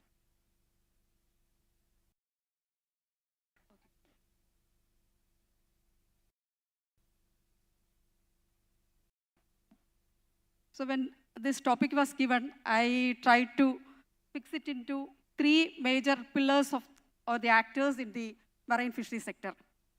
The skills in the marine fisherfolk, then researchers, as well as the development departments. Actually, these skills are interlinked. For example, I belong to ICRCMFR, it is a research institute. We developed the minimum legal size for marine fishes. That is based on our biological experiments.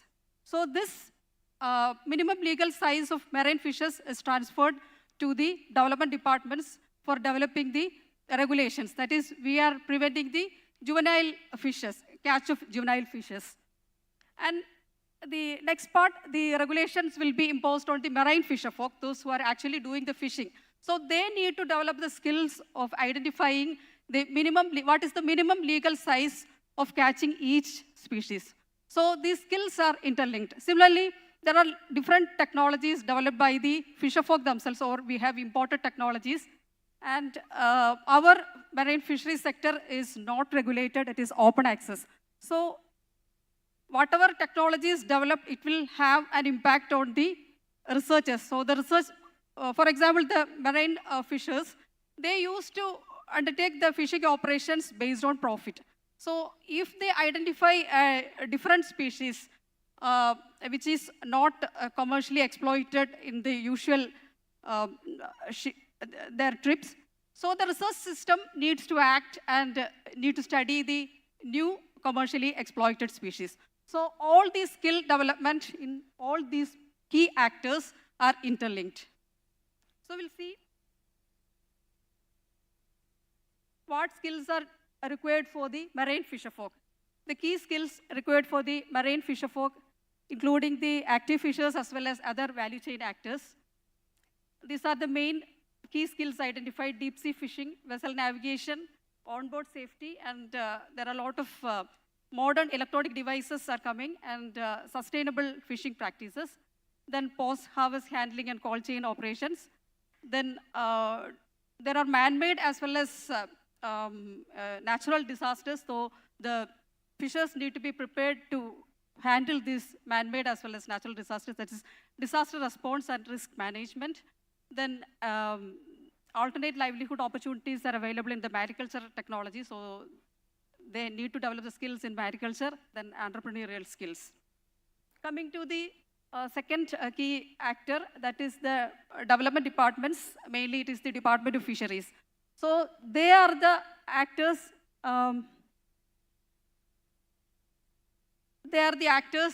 who need to have the maximum skill in the blue economy context, because they have to implement all the regulations in the field. So they need to have technical skills, data management skills, governance skills, and institutional coordination. Because when the shipwreck occurred, they are the primary actors. They are collecting the first-hand information from the fisherfolk. They have to link with different agencies like Disaster Management Agency, Pollution Control Agency, Pollution Control Board, research institutes and all. So they need to develop all type of skills.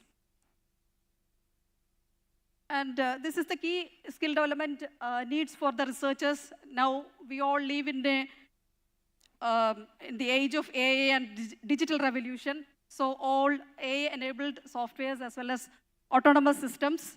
So the scientists need to develop skills on all these digital technologies. Then there is a scope for marine bioprospecting, that is developing bioactive products from the different marine resources. Then spatial modeling skills. Then low carbon technologies. I think this has a very good link with the other maritime sectors. I think previous speakers, they spoke about the carbon dioxide emissions and carbon footprint in the maritime shipping industry. So we are also undertaking projects on ocean accounting, and blue carbon accounting is included in that. So at present, this is an emerging research issue, that is ocean accounting and blue carbon accounting, as well as blue carbon credit. So the carbon dioxide emissions from generated by an industry could be traded for the carbon generated from the marine ecosystems. So we are also working on developing the voluntary carbon markets based on harnessing the marine ecosystems.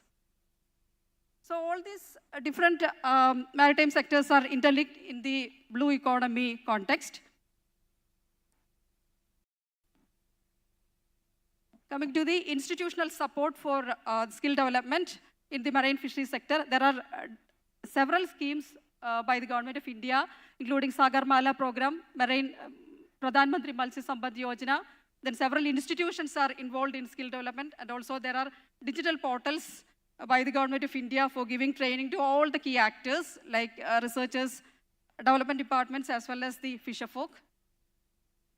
Then I will skip, due to time constraint, I will skip all these slides. These are the key initiatives where my institute, ICSE-MFRA, is involved in the skill development of marine fisherfolk. We are involved in sea cage farming, then artificial reef installation, then marine bioprospecting and blue biotechnology, and skill development in digital technologies. And we are also supporting the fisherwomen by improving their skills and empowering the fisherwomen. And these are the major challenges for the fisherfolk and other actors in the fish value chain. That is slow transfer of information and scalability issue or the technology developed in the labs, then digital divide and geographic challenges, regulatory hurdles and operational risk in the marine environment. Then there is gender barriers like traditional gender roles and exclusion of women from the tech-focused professions. Then issue of migrant fishers, and one of our recent studies indicated that 60% of the marine fisherfolk are migrants. So we need to assess, are they skilled, and there should be a mechanism to skill the migrant fishers. Then high cost of adoption. Some of the technologies developed, even though the fishers are skilled, the high cost of adoption prevent them from adopting the already developed skill. Then challenges to the researchers and development departments, limited infrastructure, shortage of funds, fragmented responsibilities within different agencies. Then there is gender barriers for the women, that is leadership, management, as well as networking skills. Then funding challenges and adapting to the rapid technological and policy changes. So this is one of the major challenges for the research system. And coming to the way forward, this is one of the major issues we need to address, that is skills for adapting to rapid technological and policy changes, because the Government of India is coming out with different policies like the blue economy policy. So the skills of all the interlinked sectors need to be enhanced, and the net zero emissions. So the blue carbon accounting and the carbon credits plays in this, and several other new technology as well as policy changes are coming. So the research system, all the key actors needs to develop skills for adapting to these technological as well as policy changes. So continuous learning and skill development is required, and interdisciplinary skills. This is also very important when we live in the age of AI, because most of the sectors are now using AI-enabled systems. In fishery sector also, there are a lot of applications like AI-enabled this gear selectivity. So the AI developed by a computer scientist should know the biological aspects of the fishes for developing a fishing gear which is using AI-enabled gear selectivity for fishing. And development of skilled women. This is another opportunity. That is, the government of India has come out with a Sagar Mein Samman policy in 2025, and there is a great scope for employing the fisherwomen, training the fisherwomen in the skill development programs under this scheme. And participatory skill development is another opportunity, that is integrating the traditional knowledge of fishers for boat building, disaster response, and all other aspects, and enhancing the funds for skill development, both from the government sector as well as the private sector. And also the international collaboration is also suggested as a way forward, because now the UGC is coming out with permission to different international institutions to India. So international collaboration is also another opportunity for skill development. Thank you all. Thank you for giving this opportunity. Thank you, Dr. Ashwati. That was a comprehensive presentation. And now we have the last speaker, Dr. Tom. He volunteered to take on two important questions. One was about CPD, continuation of professional development. The other one was about how are you going to bridge this gap? You know, you are saying that you are going to have 100,000 ships or 300,000 ships of all description, and you require crew to man them. Where are you going to groom them? You know, how are we going to skill them? And, you know, so he's also in a recruitment agency. And, you know, he was telling me yesterday informally that, you know, even the CVs of our seafarers are badly constructed. You know, they have too many breaks, whereas when you compare it with anybody coming from Ukraine or any other European country, you find it's also streamlined. So the prospective employer would rather look at that person who's got a streamlined CV than a person who appears to have a lot of breaks. So these are some of the important issues that are of great importance, particularly people who are aspiring to be in the maritime industry. So I'm sure his guidelines will be of great importance to all of you. Over to you, Captain. Thank you, sir. Good afternoon to all. Maritime Vision 230 and 2047. These are the blueprints for India's maritime sector launched by the Government of India. I'm not touching upon all the points, but just want to highlight certain points where we could be lacking or we need a minor correction here or there. The first point which I want to highlight is academia partnership with industry. This is where our shipyards or other, shipping industry can cooperate with the maritime institutes so as to get the trainees develop the required skill. Second thing, we know that as per the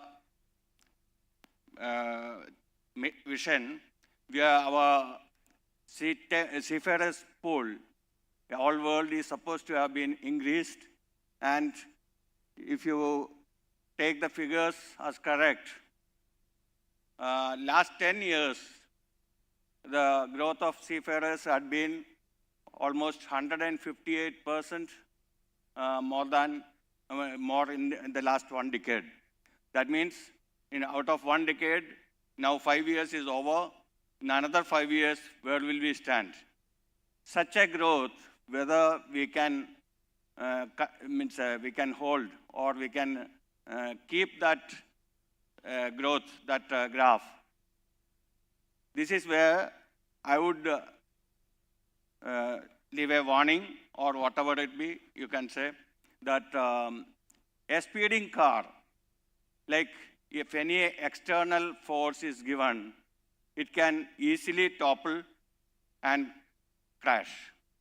So similarly, if this high growth of the number of seafarers, if it is to be maintained, the administration has to be very careful in devising policies. Mainly, I would say that policies are for good, but it should be always positive. But in this case, sometimes you have to see the policies that are not highly positive, but slightly positive, maybe doing harm than good. So this is where the policymakers have to take a decision not to create such policies without thinking such a way that the seafarers' numbers will come down. It can come down very easily if it is not taken correctly and positively it is taken into consideration while devising the policies. Next one is that skilled workers to be involved in the ancillary industry around the shipyards or whatever it be. And here, I must say that Indians are generally skilled by way of their hereditary connection or through training and courses. Why not include them? Why not, like, we have got a lot of carpenters, blacksmiths, all highly talented. So our young generation can also easily get into that sort of a skilled worker by molding them correctly. Now, coming to the blueprint, that is the Vision 2030, where we have lacked, again, is continuous professional development. This is, which stands for continuous professional development, referring to the ongoing process of acquiring new knowledge, skills, and experience in a professional role. It encompasses formal training, work-based learning, and informal experiential learning to improve professional competence and practice. Nothing much has been done about this in India. I would request DG Shipping and other bodies which are, considering promotions to seafarers or conducting their revalidation, etc., to consider CPD as one of the criteria for either exempting from some courses or for giving them grace marks, or like a scale is kept and, they can be promoted based on the marks what they obtain. Now, how this CPD will work? Like this conclave, Maritime Conclave, so many speakers have come, so much of information has been shared here, but how many are here in the hall? The trainees, of course, they are there, but this is a continuous professional development that is lifelong learning. It is not finishing with the trainees, with the cadet time or, as a junior officer. It is a continuing process, and we must allocate certain points for each such meetings or conclaves or seminars and webinars which are conducted, which are recognized by the administering body, and they are given that many points or marks. Now, having been connected to Nautical Institute, I would like to introduce Nautical Institute's CPD program, where they have a platform, NA Alexis platform it is called, where these programs are conducted and shared with the members, and basically for revalidation of their DP certificates. But if that can be done for DP certificate, DP operators, the CPD online program, same thing like it is done for DP operators to meet their mandatory revalidation requirements of the DP certificates. If the same can, they are, judged for their DP regulations, DP operations, and related topics. So anybody who is attending these courses are given an exemption from doing a revalidation course. I just conclude here. If any questions, you can ask. And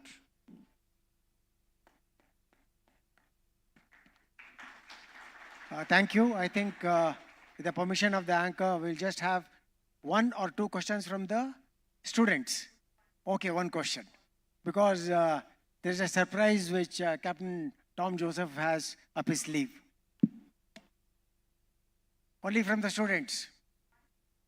1 student, okay.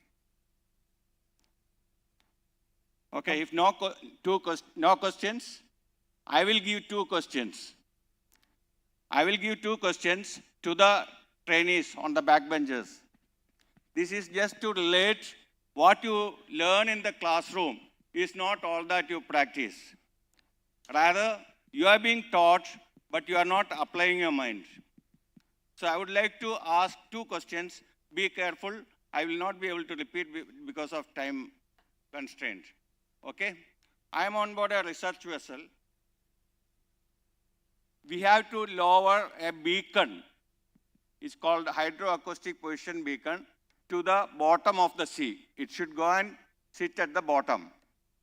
And the beacon is tied to a weight, and there's about a 1 meter, the beacon will be looking up. So that the transducer on the ship bottom, that will send sound waves which goes to the beacon and then come back. Okay?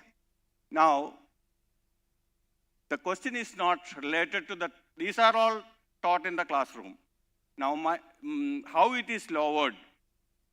Say 40-meter depth, you are lowering the beacon to the bottom. Once it reaches the bottom, you are given 5 meter slack. 40-meter depth, the beacon wire is given a 5 meter slack. My question, how many meters can the ship go around this point? What is the maximum distance the ship can go around this point? Can I ask the second question also because there is no time? Vertically lowered 40 meters and 5 meter slack given. Okay. Second question. Anybody answer? Okay, I'll ask the second question, then I will start explaining. Second question is very simple. A ship travels a certain distance. Half the distance traveled at 6 knots and the other half distance traveled at 4 knots. What is the average speed for the entire distance? Say A to B is 6 knots, B to C is 4 knots. What is the average speed for A to C? Your time starts now.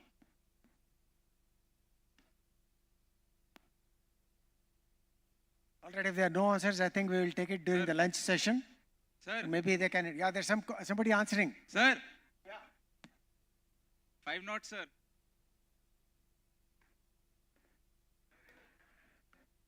Any other answer? Answer. Sir, 4.8 knots. 4.8 knots.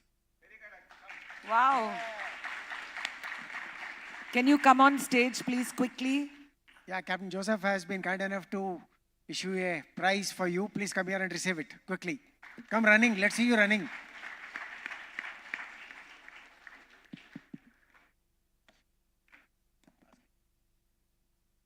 Yes, ask his name also, sir.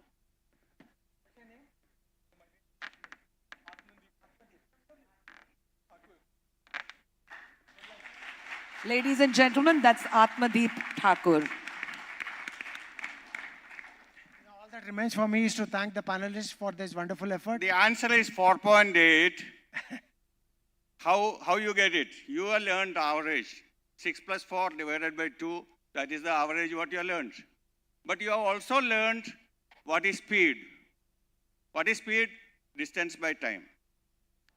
Okay? Here distance is not given, time is not given, assume. Okay? D by T1 plus D by T2. So total time is D by T1 plus D by T2. And total distance is 2D. 2D divided by D by T1 plus D by T2. D by T2. Okay?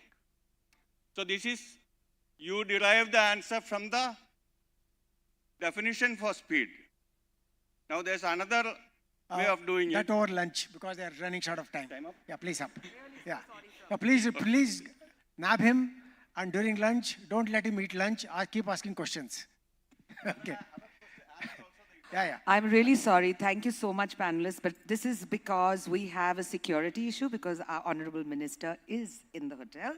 I would like to now call upon Tanu Kapoor, Social Media Coordinator for the Week magazine, to give away the mementos. Yeah, well, she We're comes going to also. be, hello everyone.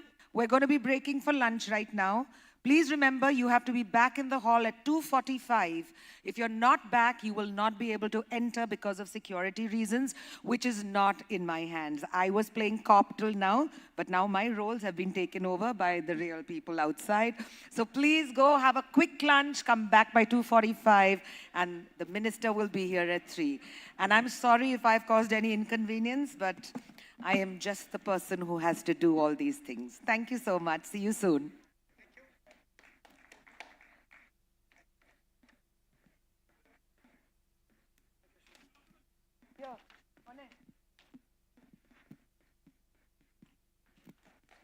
Major, do you want one of these? Oh, shit. Did I say it loud enough?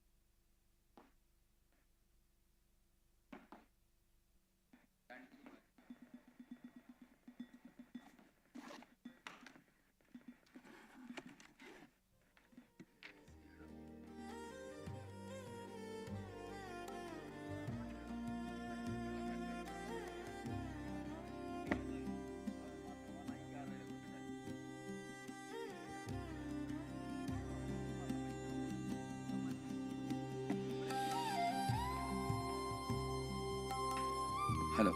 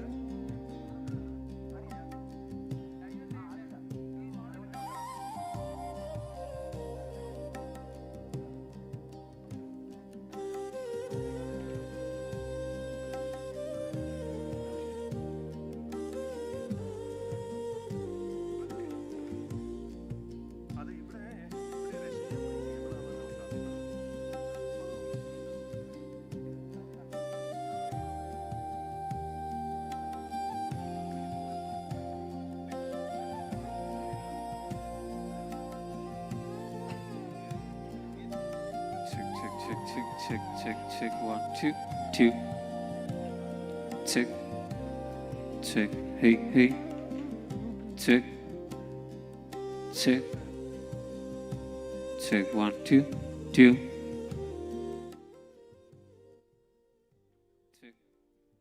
Check.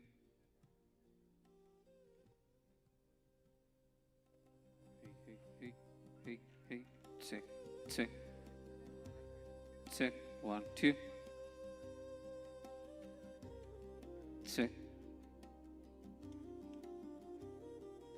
Check, 1, 2. Check.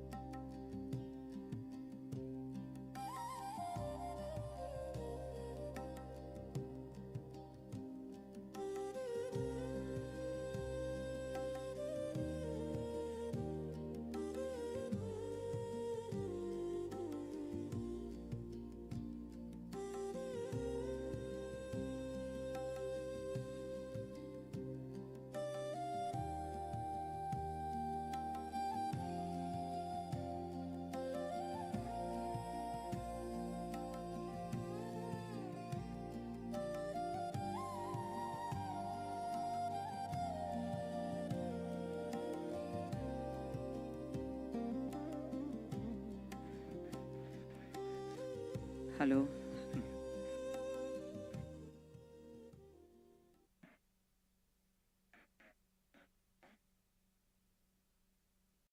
Hello. Hello.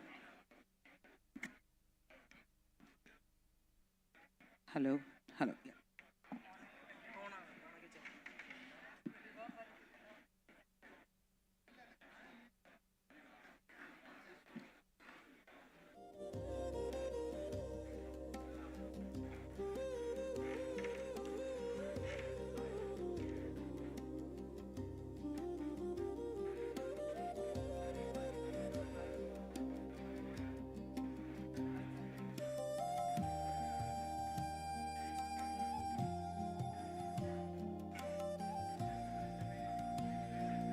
Hello. Good afternoon, everybody. I hope you had a really good lunch. I do believe the mutton biryani was excellent, as was the malpua. I need all of you to help me. Take your phones out and message your friends and ask them to come in. Since we have the Honorable Minister of State with us, we have certain protocol. So if you are left out after he enters, you wouldn't be allowed to enter. And I wouldn't want you to miss this session for the world. So please use your phones and get everybody inside. We'll be starting shortly. Thank you.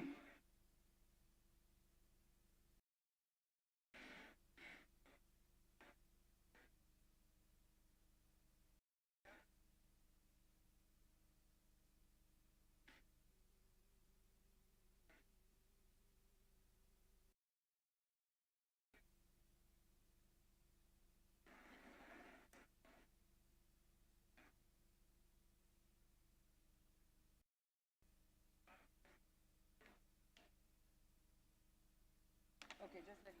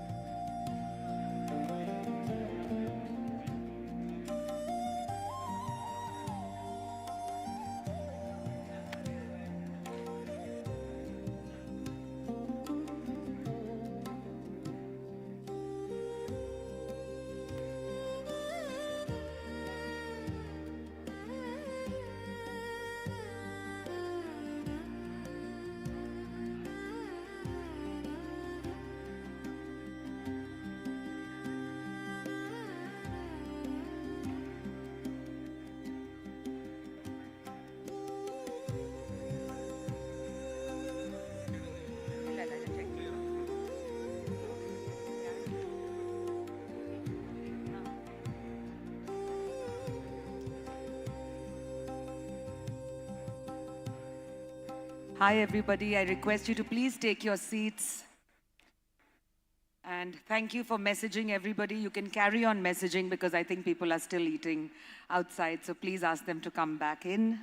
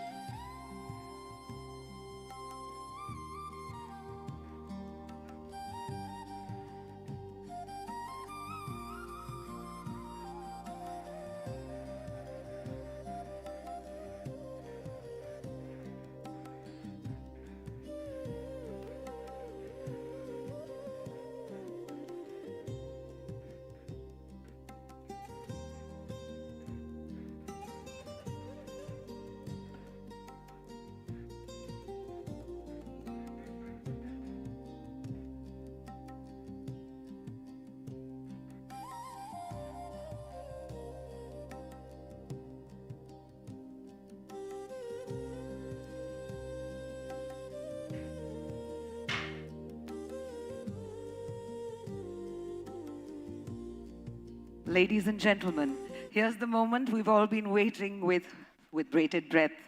A leader par excellence who has initiated the largest ever port project, our nation, and one of the top ports of the world, the Vadhuan port. A visionary minister who explored the vast potential of river cruise and chartered the world's longest river cruise, the Ganga Vilas. Ladies and gentlemen, our Honorable Union Minister, Shri Sarbananda Sonowalji, Minister of Ports, Shipping and Waterways. Can we have a warm welcome?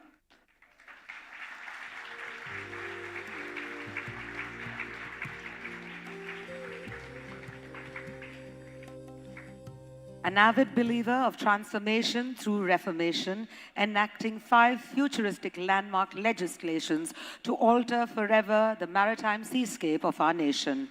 A messiah for seafarers and the coastal community of our nation, spearheading Sagarmala for sustainable coastal development.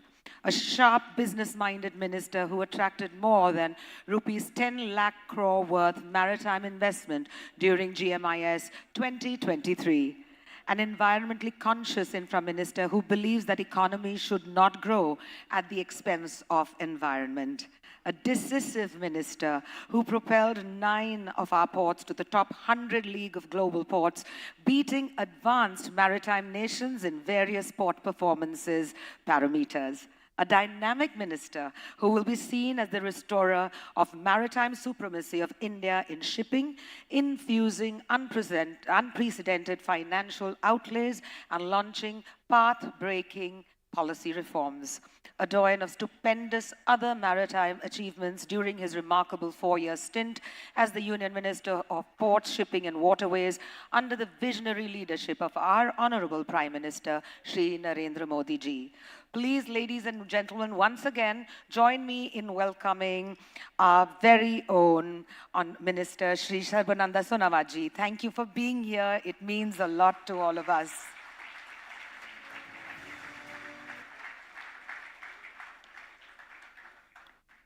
I would now like to call upon Divya S. Iyer, Managing Director, Vizhinjam Port, to give a special address.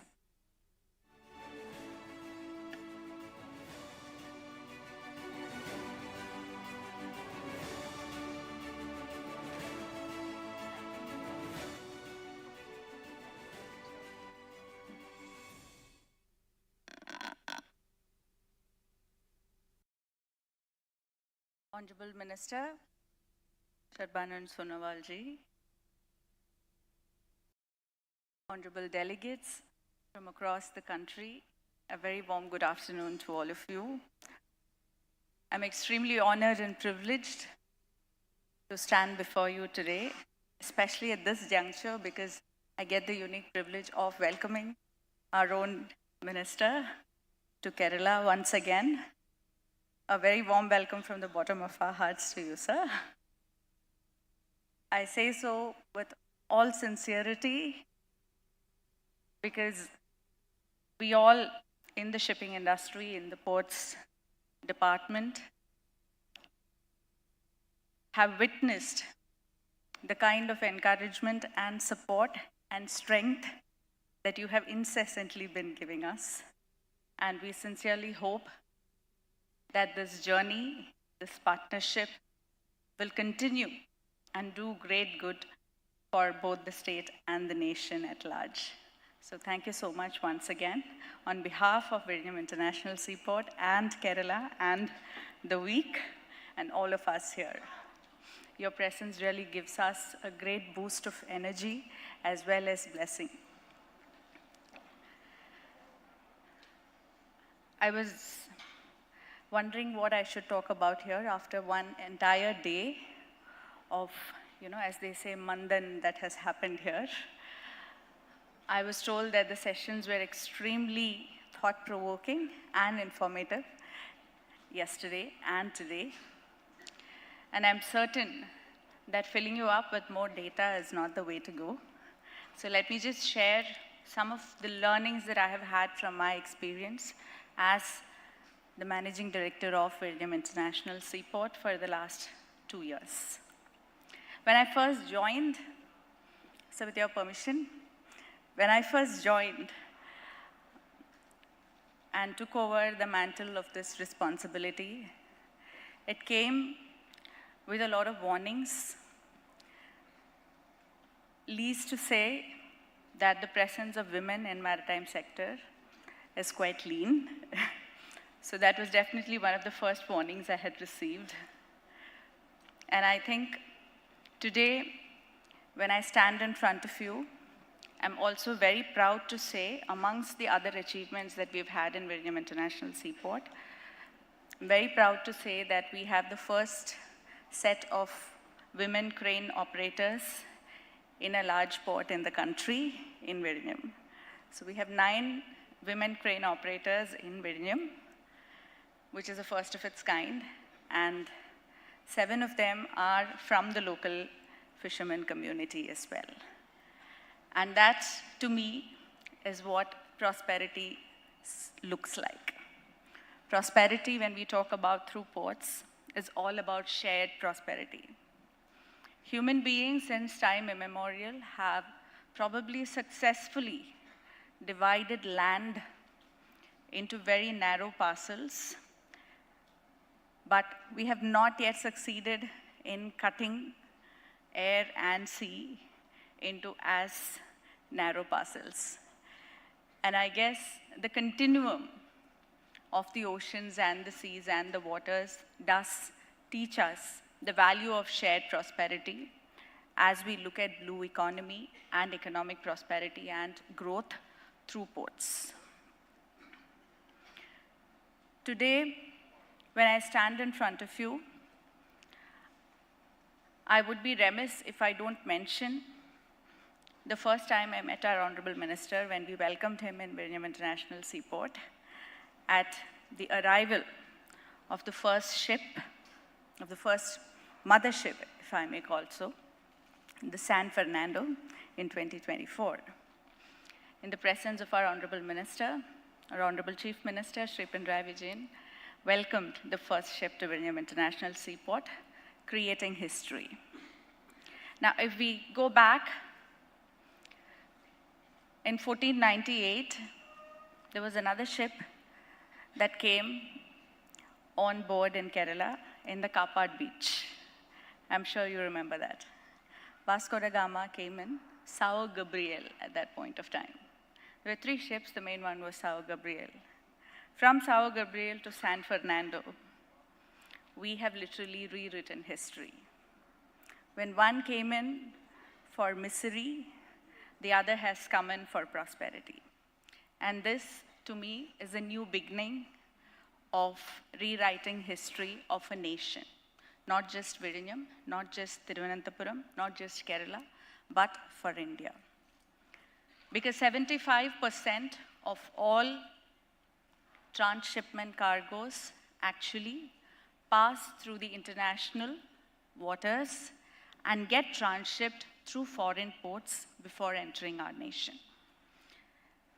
And hundreds of thousands of millions of US dollars are being lost every year as the potential revenue of transshipment for our country. And this is probably the first achievement of Vizhinjam International Seaport, that we are bringing back the transshipment potential into our country. And today, within 1 year of operations, we have welcomed close to 500 ships, and we have had a record-breaking achievement of over 1 million TEUs being handled at the Vizhinjam International Seaport. And this literally translates into revenue for the country. Though the government of Kerala has spent thousands of crores for the Vizhinjam International Seaport, just in phase 1 for the port development itself. It is definitely one of the, I would say, one of the models for a modern PPP engagement, wherein the state government, the central government, and the concessionaire are involved in various aspects of port development as well as operation.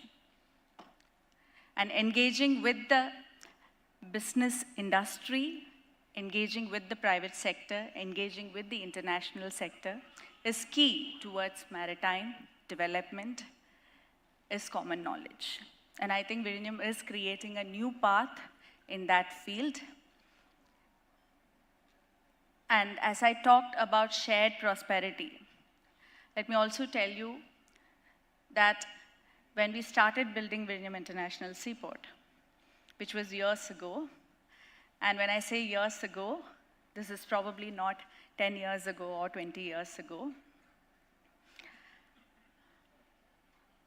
When you look at the history of Vizhinjam International Seaport, when we welcome somebody into the port, the first thing I always tell them is, the place that you're standing on right now used to be the sea 10 years ago, because the port is entirely built on reclaimed land.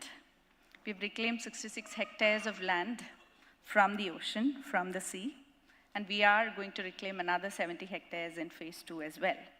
So 10 years ago, the place that you're standing on was the sea. 100 years ago, this was probably, a plan when the Travancore dynasty, when C.P. Ramaswamy Iyer and the engineers of the time actually designed a port considering the potential of the Vizhinjam harbor's natural depth, and yet it remained in papers. But we still have the archives of the design that was designed for the port 100 years ago. And 1,000 years ago, the Vizhinjam International Seaport was actually a battleground.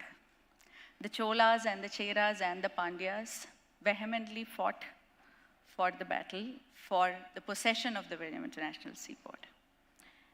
And even prior to that, when we look at the 7th century, 3rd century, 1st century AD documents in history, we find mention of the potential of the port.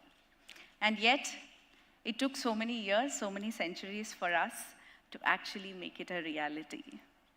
But, just as they talk about the ship of Theseus, step by step, we keep changing, yet we do not lose touch with the original identity. And that is what shared prosperity teaches us all about.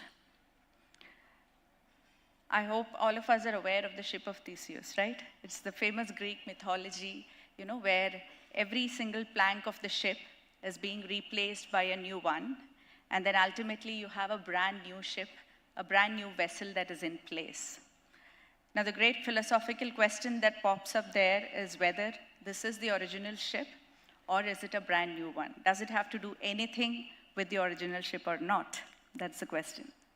I think this is exactly what happens in democracy when we talk about development and prosperity.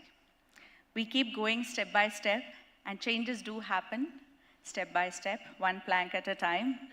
And boom, one fine day, there is a new infrastructure, there is new luster, there is new light. But at the same time, we do not lose track of where we began from. We do not lose track of the identity.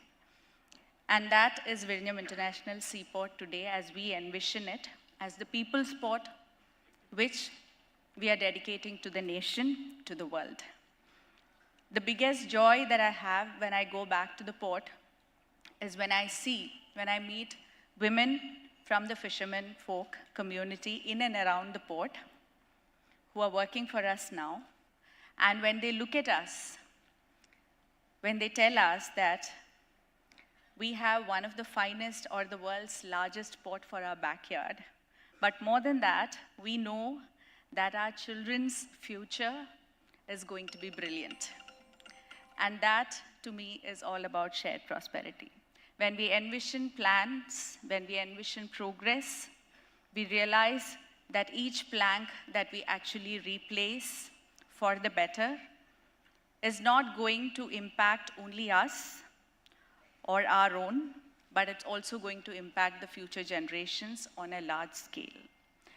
And as we move ahead, I'm certain that, from Vizhinjam to Vallarpadam to Vadhavan, there is a whole host of developmental activities that has been led by our Honorable Minister in cooperation with all the involved agencies, which is going to make a huge difference in the economy of the country, as well as in the opportunities that is being cut out for the youth of this country. And with that, I would like to thank each one of you for this great opportunity to be able to present the hard work that has been put in by the entire team for bringing together a dream, a reality. And thank you so much once more, and I sincerely hope that there would be more women next time when we have the Maritime Summit, because I see a lot of young students out there, sir, because this is one sector where we really need to push boundaries and we really need to break the ceiling. There used to be a myth, when you look at all the myths regarding shipping, there used to be a myth in the earlier days that if there is a female presence on the ship, there would be storms, That was a very old myth. There also used to be a myth that if there are bananas, there would be a storm. But, so it's as baseless as that. But I somehow at some point of time feel whether we still believe in, the conditioning that we are all used to. So here is hoping that there would be a lot more leaders in the maritime industry, champions in the maritime industry from all genders, from all planes, from all corners of the country. So thank you so much once again.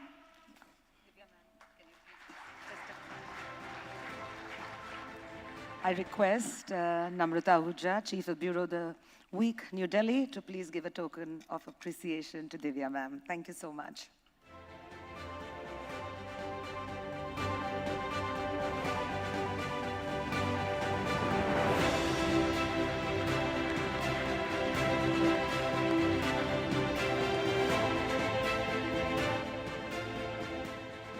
I request the audiovisual on the Maritime Conclave to be played now. Thank you.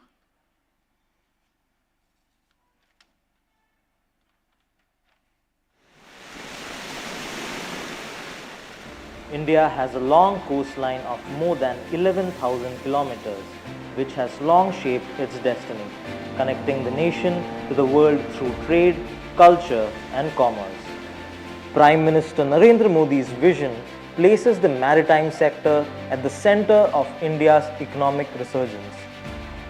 Strengthening shipbuilding, promoting innovation, and attracting global investment, these are expected to generate employment, enhance technological capabilities, and elevate India's strategic and commercial footprint worldwide. With reforms and targeted initiatives, India is building a modern and resilient maritime ecosystem capable of leading on the global stage. It is here that the Week Maritime Conclave 2025, supported by the Ministry of Ports, Shipping and Waterways under Union Minister Sarbananda Sonowal and the Cochin Shipyard Limited, that is bringing together leaders, policymakers and industry pioneers to explore India's maritime potential. Last year in Chennai, the inaugural summit, Voyage to Innovation, Navigating the Future, laid the foundation for dialogue and collaboration, bringing together ministry officials and maritime experts to assess India's opportunities and chart a roadmap for growth. Guided by the Maritime India Vision 2030 and the Maritime Amritkal Vision 2047, the nation is working to become competitive, self-reliant and future-ready. The future is indeed promising.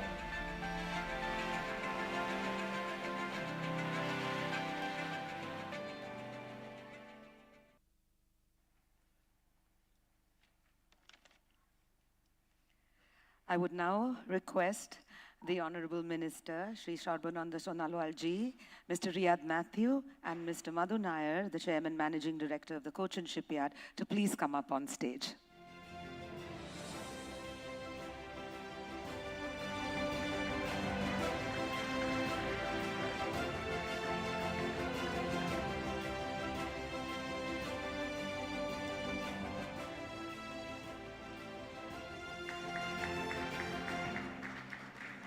I now request Mr. Riyad Matthew, Chief Associate Editor and Director, The Week and Malayalam Manorama, to please welcome our Honorable Minister with the traditional Kerala Kavani.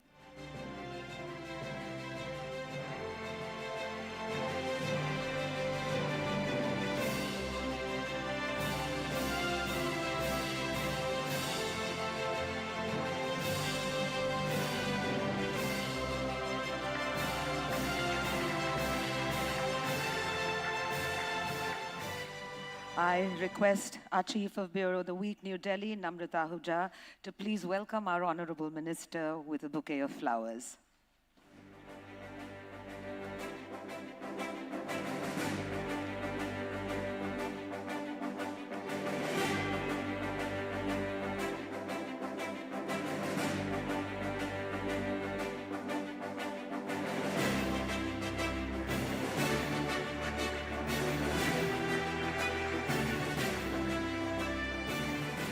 Namrata, you could stay back on stage because, yeah, thank you.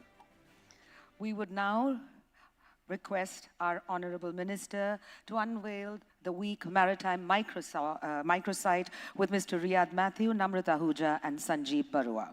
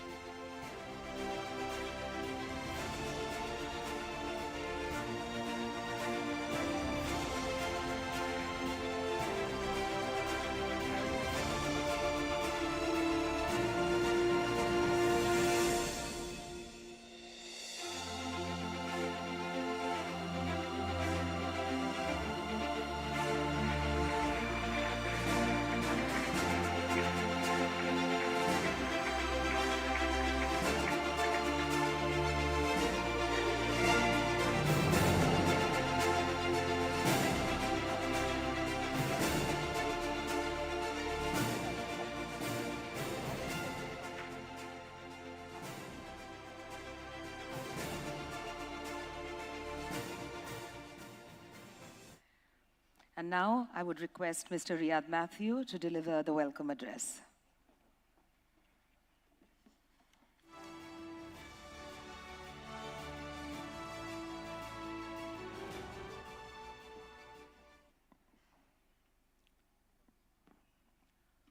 Honorable Minister for both Shipping and Waterways, Shri Sonowal ji, stakeholders, dignitaries, all those who are gathered here. Let me start by saying how lucky we are to get the Minister with us today. The Minister literally hasn't slept for 2 nights. He was supposed to join us yesterday when he got a call from the Prime Minister saying that he wants him to accompany him to the Northeast states over 2 days. In fact, until last night, the Minister was still in Assam. But he wanted to be amongst you all and share his vision and hear from you guys about the challenges and the opportunities faced by the maritime sector. The Minister took a late night flight, literally early morning flight to Delhi today, and got a morning flight to Cochin just to be with you. He's going to address you, be with us.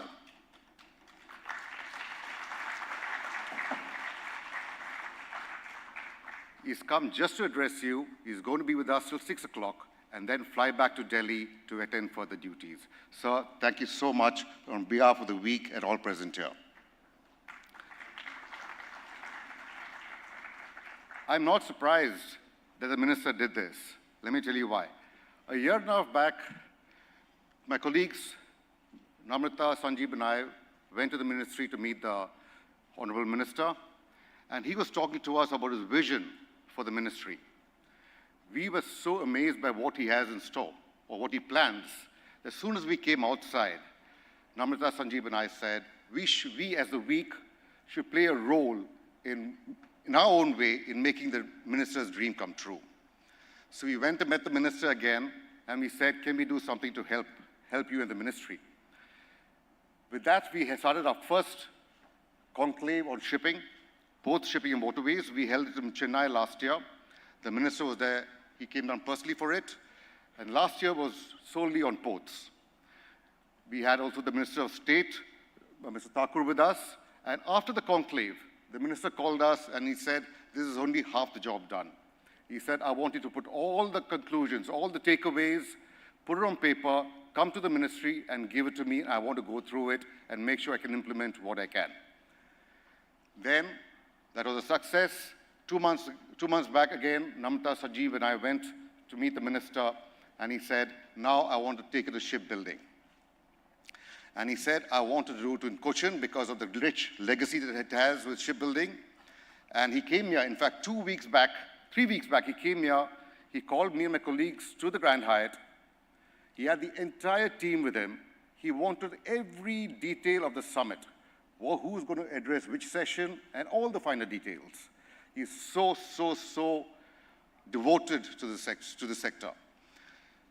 Even after this, we are going to take, the ministers told us right now that he's going to take, he wants all the findings of all that was discussed today and submit it in a week's time to the ministry. Sir, we will do just that. Over the past 2 days, sir, we've had important discussions about the shipping ministry, about shipbuilding and ports. Our chairman and managing director of Cochin Shipyard was so optimistic about India's future.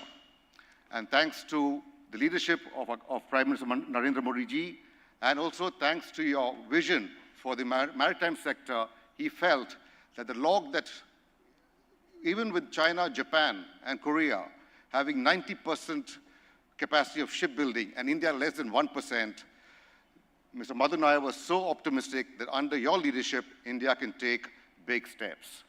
After that, we had discussions about ship wreckage. We had thinking about recycling. We had sessions about inland waterways. We also had about maritime shipping and how to finance maritime. And one of the highlights, sir, was that we had the 2 women who circumnavigated the world yesterday with us, Dilna and Rupa, and they were escorted by their mentor, Abhilash Tomy, and they gave a fine presentation on their escapade. Abhilash Tomy also spoke to the crowd about what India can do for you. In this case, it was building his boat to circumnavigate. So today, sir, we know your commitment and your devotion to the sector, and that's why the week, let me just tell you a bit about it. Around 2 years back, we at the week took a conscious call in also playing our role in nation building and growing as a nation. We decided to launch 4 web sections, particularly to each vertical. We started off with the health vertical because of the health of India is important. And we got that launched by the Telangana minister last year, the health minister. Earlier this year, we felt India-UAE, under the leadership of Prime Minister Modi, has taken huge steps. So we started an India-UAE web section. This was launched by the Minister for International Cooperation in Dubai this year, on the January 6th of this year. April of this year, we felt, of course, defense is so important to us. We had a big defense conclave in Delhi. Shri Rajnath Singh was personally there, and we launched our defense web section, which is called Fortress India. And today, sir, because of your involvement and commitment to the sector, we have launched the Maritime Microsite. This, sir, will have news 24/7 with a dedicated team devoted just for this microsite. I once again thank the minister for personally coming down without a wink of sleep and attending the summit. Thank you once again, sir.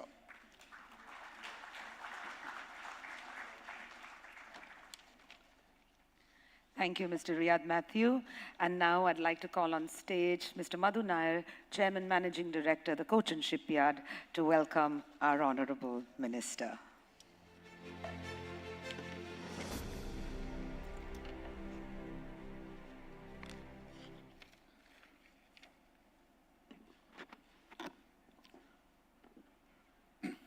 Honorable Minister of Port Shipping and Waterways, Shri Sarbayananda Sonowal, Shri Riyad Matthew, distinguished guests at this Maritime Summit,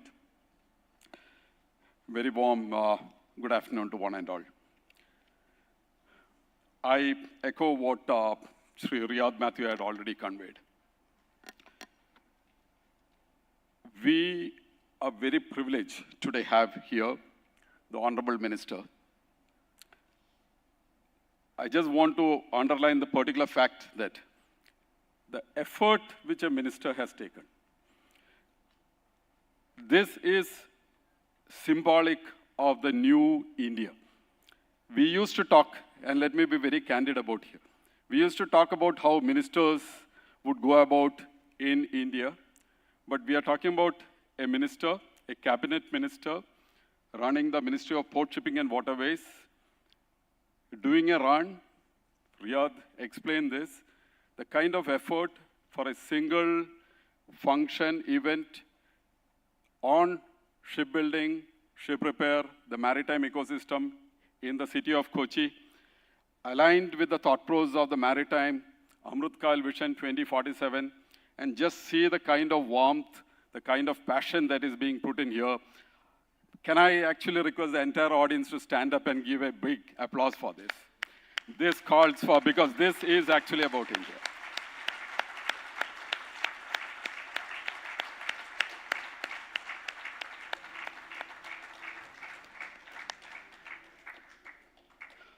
So we are extremely privileged. Over the last, I won't take too much time, but over the last day and today, we have been discussing some very important topics, guided by the center stage vision of our Honorable Prime Minister.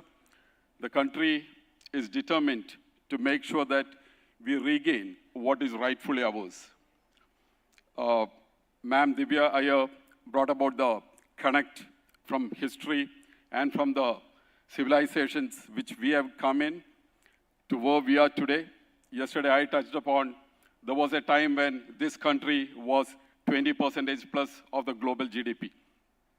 And when we are determined to move in that direction towards a sure shot 30 trillion plus US dollar economy by 2047, if not more, it's only imperative that the maritime ecosystem plays its rightful part. Be it shipping, be it ports, be it shipbuilding, and the allied entire ecosystem. This is very important. And what we have seen over yesterday and today is there is positivity. And it's a very bewitching positivity. There's very strong positivity. There are words of caution always, because we have seen how in this country we have had our promises, we have had our false starts, so there is always scope for caution.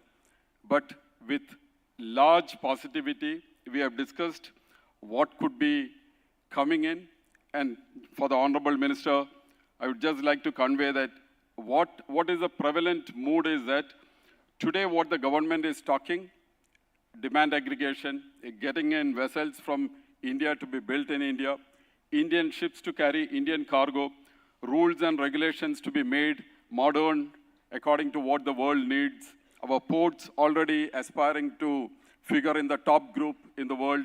All this is happening. The only request that was coming from the industry is, let's make sure that this is held tight. Give it 5 years, give it 10 years, 5 to 10 years down the line, we would be on much stable and stronger platform. So the prevalent mood is positive, and with that great prevalent positive mood, the assurance on behalf of this forum, I can take that assurance being from Cochin Shipyard and being a local Kochiite. I think on behalf of this entire audience, let us assure the Ministry of Port Shipping and Waterways, the Honorable Minister Sri Sarbananda Sonowal, and the vision guided by the Honorable Prime Minister Sri Narendra Modi, that we will make it happen. This time around, this is for real, and we'll make this happen. So thanks a lot, sir. Once again, thank you very much, and coming over to Kochi. I should special word of thanks to the Malayalam Manorama group. Sri Philip Matthew is here, Riyadh Matthew. Thanks for making sure that you're promoting this very important sector within your very strong group. And thanks for this microsite. Thanks a lot for all the support. Jai Hind.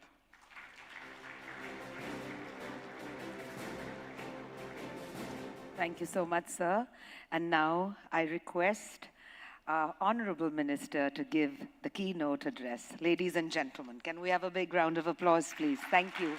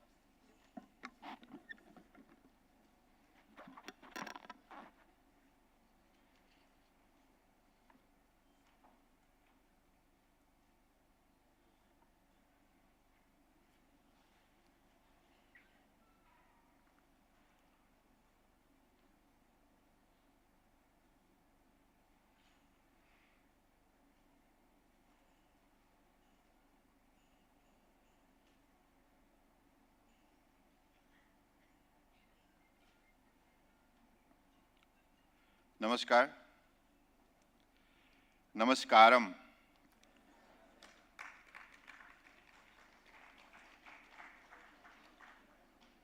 Ella bharukam shukham alle. Is it okay? I try. Because I love Kerala, its people, its civilization, culture, heritage, everything.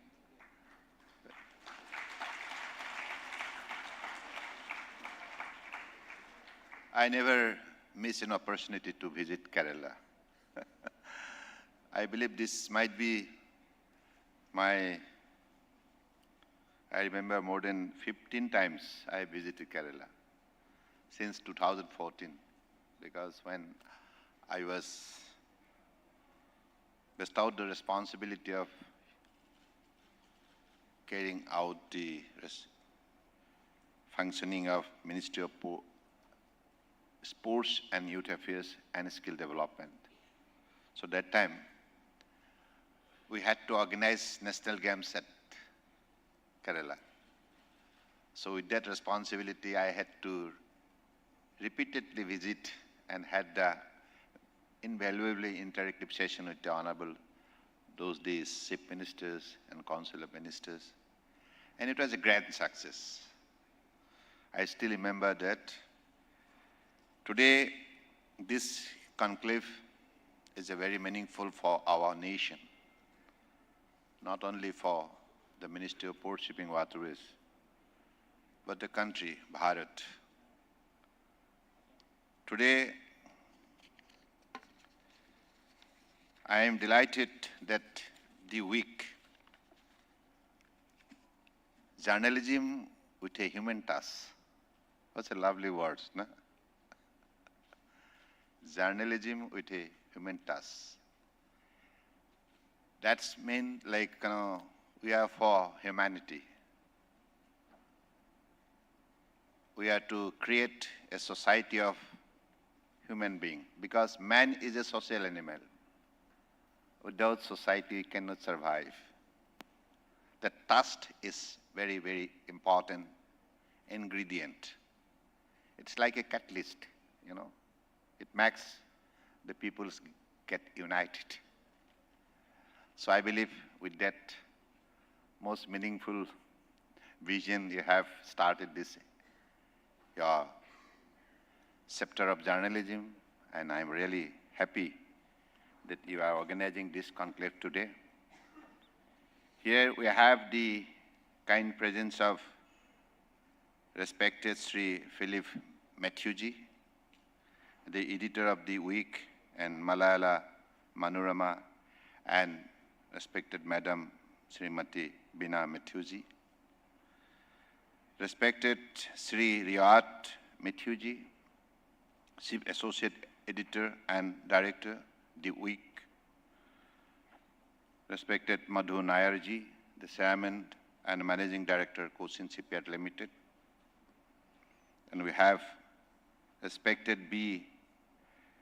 Kasi Viswanathanji, the Chairman of Kochi Port Authority, respected Madam Dibba S. Ayarji, Managing Director, Beijingham Port Limited, respected participant, distinguished guests, ladies and gentlemen, and my student friends.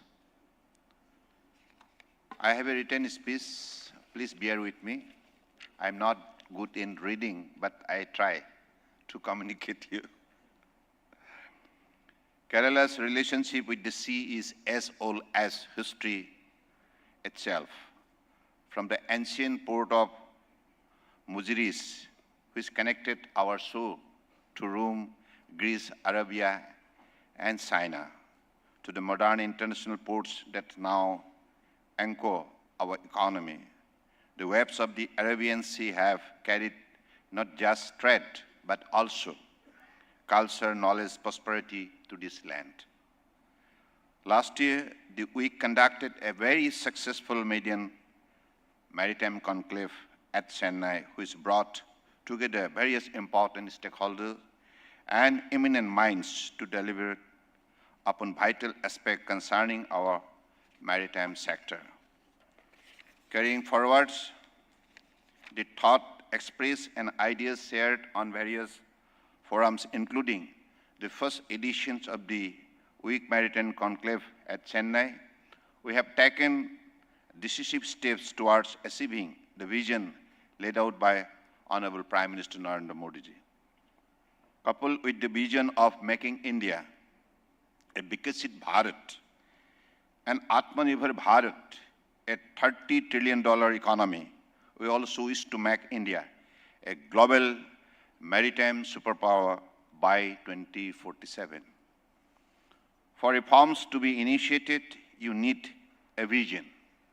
The previous dispensation sadly had no vision for the maritime sector also.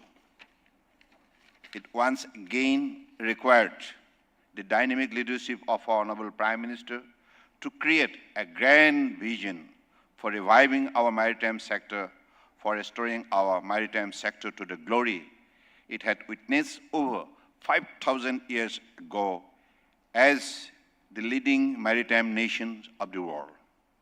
From no vision of the UPA regime, our Prime Minister gave us two grand visions: the Maritime India Vision 2030, the Amritkal Maritime Vision 2047. Under the Maritime Amritkal Vision 2047, aligned with Blue Economy principles, which lays a long-term roadmap to transform India's maritime sector, investment in the sector is being scaled up to rupees 80 lakhs crore. Millions of employment would be generated as a result of far-reaching developmental outcome of this vision. Laws in the form of updated, globally aligned, business-friendly, forward-looking legislations are the foundations of any aspirational economy. With the spirit, after extensive stakeholder consultation, discussion, and deliberation, and in the spirit of cooperative federalism, we recently enacted 5 landmark legislation forever altering maritime landscape of the nation, establishing a strong, business, environment-friendly, globally aligned legislative framework. Friends, financial reform should also go hand in hand with legislative reforms for holistic growth of any sector. DGA, Union budget provided a strong impetus for the faster growth of our maritime sector by way of several path-breaking budget announcements. Never in the history of Union budget has so much support been given to the maritime sector. Maritime Development Fund with a corpus of rupees 25,000 crores, the new shipbuilding financial assistance policy, capability and capacity development in shipping sector, extension of tonnage tax scheme to inland vessels, extension of basic custom duty exemption on import material for shipbuilding and shipbreaking, conferring infrastructure status to large ship, facilitations of shipbuilding cluster. This transformative announcement contained the thrust to propel our maritime sector to a new height. These are very soon going to get formal approval, laying out a comprehensive ecosystem for setting up of a robust and vibrant shipping sector in our nation. Friends, our Honorable Prime Minister launched the flagship Sagarmala program for comprehensive development of our ports, coastal and inland waterways sector in 2015. Currently, there are about 840 projects worth an investment of around rupees 5.8 lakhs crore for implementation under the Sagarmala program of the Ministry of Port Shipping Waterways by 2035.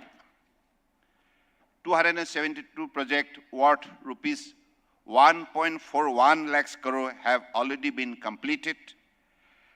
217 projects worth rupees 1.65 lakhs crores are under implementation. Work for building the largest port of the nation and also one of the top 10 container ports of the world, Vadhavan Port, is progressing smoothly. Once completed, this rupees 76,000 crores project and a new township adjoining the port will have the capacity to generate 12 lakhs new employment opportunities. The investment made by the country in the port sector since 2014 on improvement of port infrastructure, modernization and mechanization has started yielding amazing results. Indian ports turnaround time of 0.9 days today is better than advanced maritime nations such as USA, Australia, Belgium, Canada, Germany, Singapore, and many others. Today, 9 of our ports rank in the top 100 ports of the world. We initiate various reforms to ensure that a large chunk of India's cargo moves by inland and coastal waterways as green mode of transport as the world looks at ways to reduce carbon emission. As a result, during the last 10 years, the cargo movement by inland waterways has increased by over 7 times. Let me cite out the figure. In 2014, it was limited to 18 million metric ton per annum, the cargo handling capacity in inland waterways. Now it went up to, in the last 11 years, 146 million metric ton per annum. That is the massive growth, and even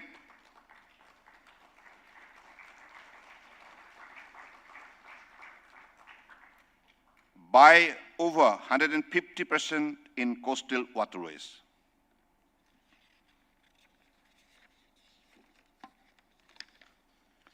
We have framed the Harit Sagar guideline to promote green shipping, developing methanol and green hydrogen plant at major ports, bunkering of green fuel at major ports, and green corridors between ports.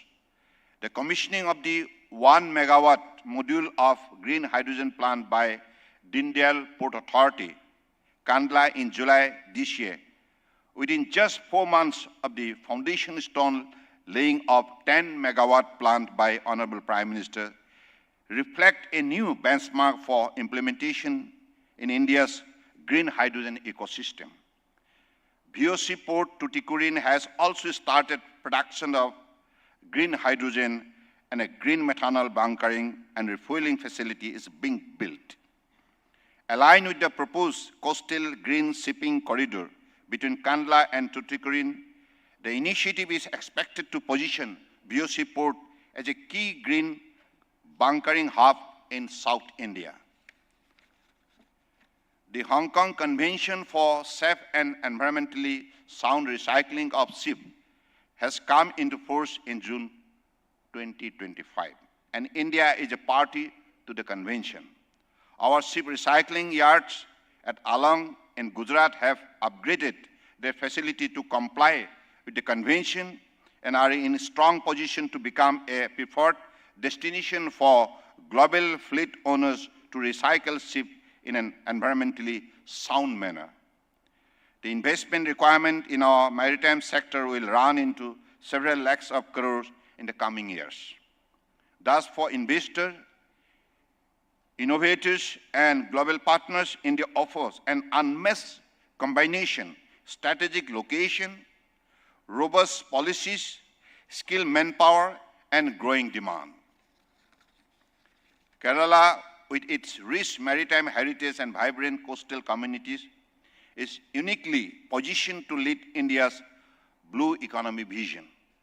Today, when we look at Kerala's maritime achievement, we see a legacy of both tradition and transformation. Vizhinjam International Seaport in Thiruvananthapuram, India's first fully automated transshipment port, has successfully handled more than 10.63 lakhs TEUs and berthed more than 483 ships since it became operational last July. Special thanks to the managing director sitting here, Dibbaji. Because of their team dedicated effort, this has come into true. This is a shining example of the huge potential which Kerala possesses. Kerala has given India some of its finest seafarers, shipbuilders, and maritime professionals.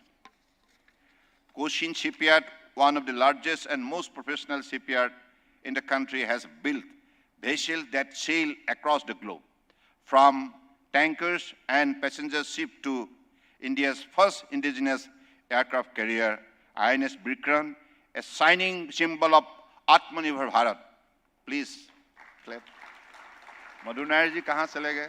He is the managing director, chairman.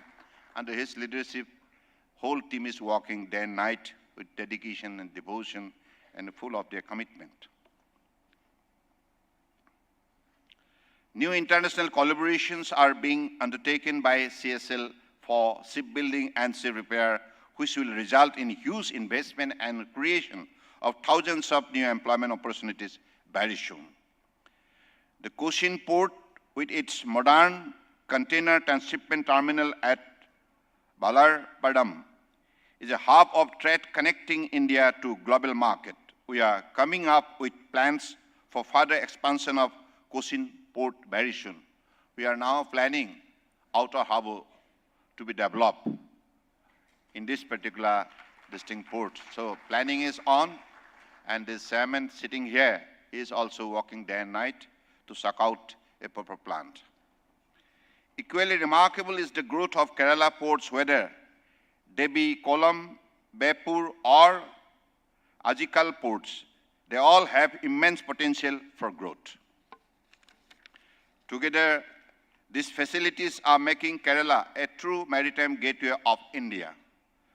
Under the flagship initiative of Sagarmala, 54 projects worth around rupees 24,000 crores have been taken up for implementation in the state of Kerala, of which 20 projects worth more than 5,300 crores have been completed, and 34 projects worth around rupees 18,600 crores are under implementation.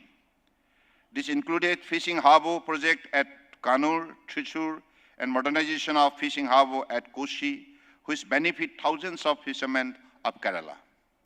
Kochi is home to the country's water metro and the largest integrated water transport initiative in Asia, transporting thousands of passengers every day.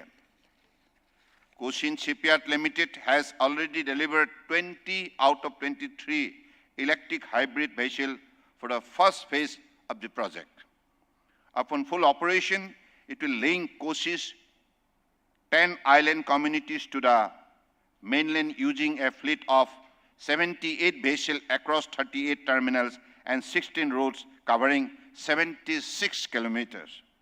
National Waterways 3 in Kerala holds immense potential for cargo as well as cruise tourism. Inland Waterways Authority of India is constructing a navigation lock at Trikona, Puja, at a cost of rupees 76 crores, which will be completed next year. This will facilitate seamless movement of large inland vessels between Kochi and Kollam. The International Cruise Terminal at Cochin Port handle 105 cruise vessels and welcome 1,39,781 cruise passengers during the last 3 years. Kerala, known for its excellent tourism initiative, can tap into the fast-growing cruise tourism sector too.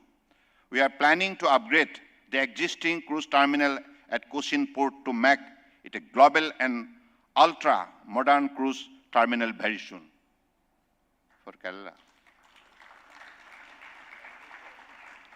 The fourth edition of the flagship global event of this ministry is being organized as the India Maritime Week 2025 at Mumbai from 27 October till 31st October this year. It is already attracting enhanced global participation and remarkable new business interest in our maritime sector. I invite all the stakeholders from the shipping, port, and allied sector to wholeheartedly participate in IMW 2025 and benefit from the vast scope of connection and collaboration.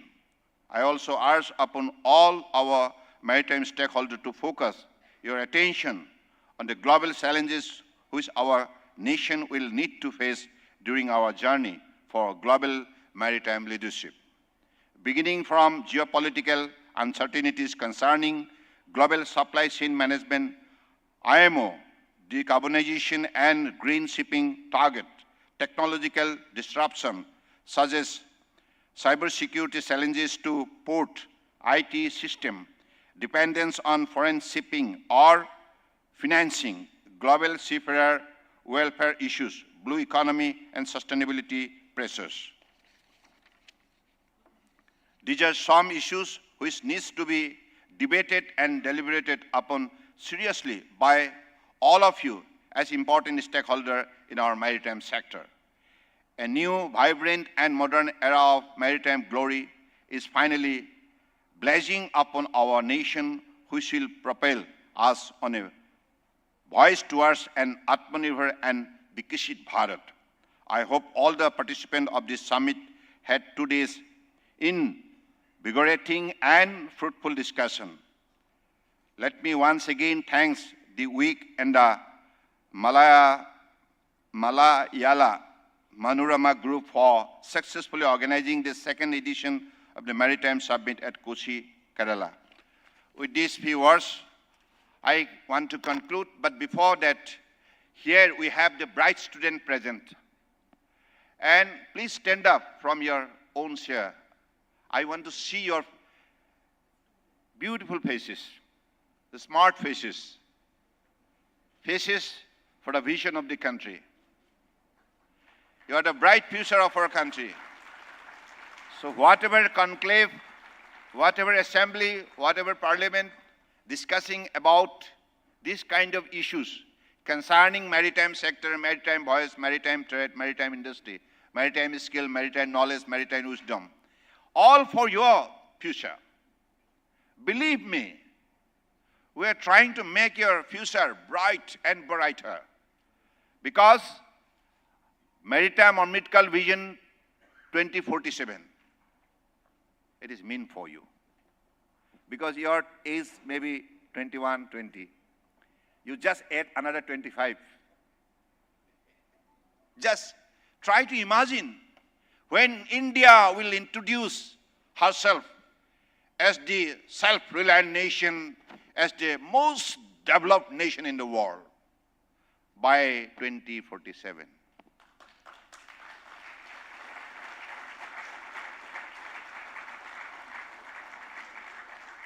So that way, we want to be the superpower in the maritime sector.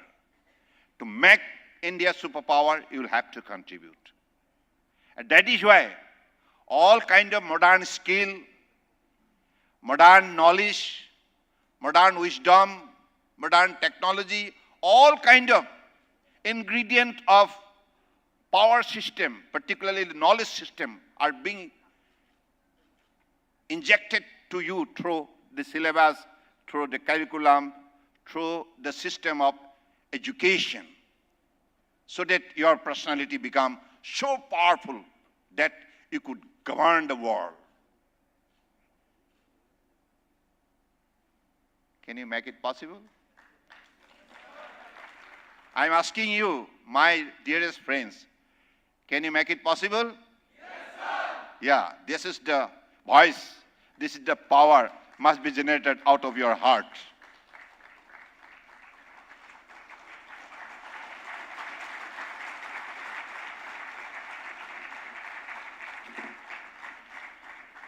So with this, I'm sincerely thankful to all the, respected stakeholders who have participated, who have made this particular 2 days event a grand success.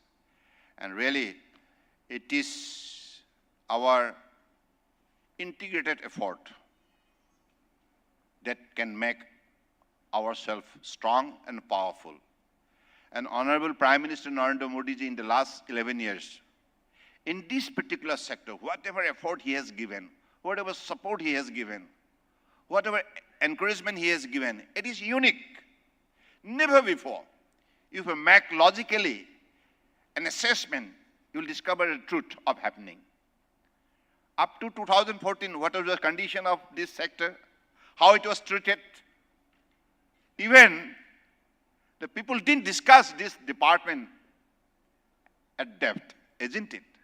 But now, wherever I go, I feel honored that people ask me about this sector, whether it is inland waterways, coastal shipping, ocean shipping, whether it is river cruise, coastal cruise, ocean cruise, whether it is maritime university, maritime skill centers. So this has become the demanding environment in the country. This is called ecosystem. Because people will have to question why, what, how. This question must come out of your mind, out of your heart. That is why Abdul Kalam Sahab, our most respected missile man, former President of India, the greatest nuclear scientist, what he remarked, he said that you will have to have the capacity of questioning why. That inquisitiveness must come out of your heart. That is the eagerness of knowing, learning. Without learning the world, it is impossible to develop your courage and wisdom. Impossible. So I believe you'll definitely make yourself determined, like Abdul Kalam said, that if you want to shine, you will have to burn like a sun. If you want to shine, you will have to burn like a sun. That means you will have to pay your full attention to your hard work and dedication. There is no shortcut to success. So if we want to be the champion, best of the best in the world, then we'll have to put our heart and soul, everything, with best of our sincerity, discipline, dedication, decency, then we could achieve the target. It is possible, humanly possible. So I believe my dearest student friend can make it into a reality of happening for the country, isn't it? Peace आवाज दीजिए. You can do it, na? Yes, thank you. Jai Hind.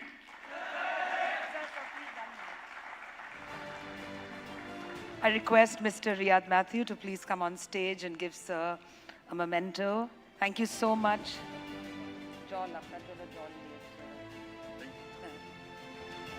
Thank you so much. Can we have a big hand, please, ladies and gentlemen, for a very, very inspiring speech.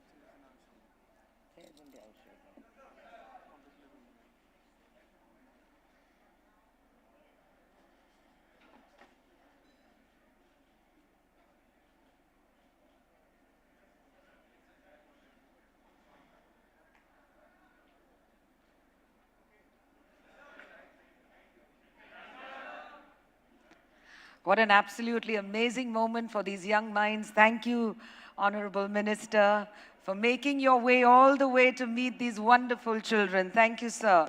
Can we have a big hand, ladies and gentlemen?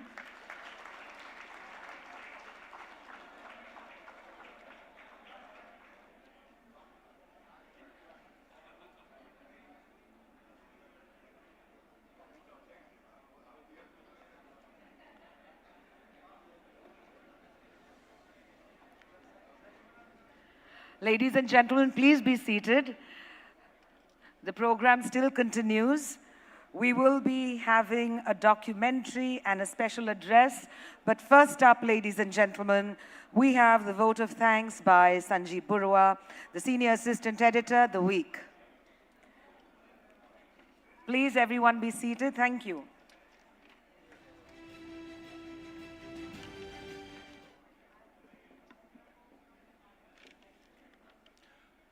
Honorable Minister Sarbananda Sonowal ji, Cochin Shipyard Limited CMD Madhu Nair ji, Cochin Port Chairman Kashi Vishwanath ji, Managing Director Vizhinjam Port, Vizhinjam International Seaport Divya S. Iyer Madam ji, Philip Matthews sir, Bina ma'am, and respected and distinguished delegates, moderators, panelists, dear students and other dignitaries, India's time is now and here. We are at a takeoff stage now, and one of the key engines of this growth is the maritime vertical. It is this domain that will fire up Indian ambitions. These last 2 days, albeit hectic, has opened up and underlined a host of possibilities. The week is indeed proud to helm this effort. But in this, the Ministry of Ports, Shipping and Waterways, under the very dynamic and strategic leadership of Sri Sarbananda Sonowal ji, has played a key and pivotal role. The week thanks the Honorable Minister and his ministry most profoundly. The week also offers its gratitude to the Cochin Shipyard Limited and Madhu Nair ji for a very proactive and supporting role. The week thanks the moderators and the panelists for their crucial collaboration and participation. Of course, no vote of thanks is ever complete without offering gratitude to the audience. So a big thank you, ladies and gentlemen. May the coming times be much more interesting than ever. Thank you so much.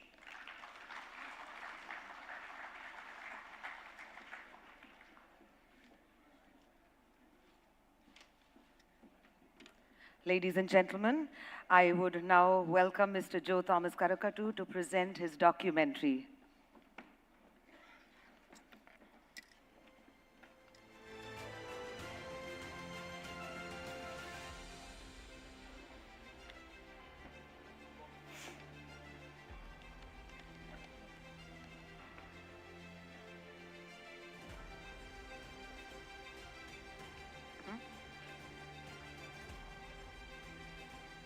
I request everyone to be seated.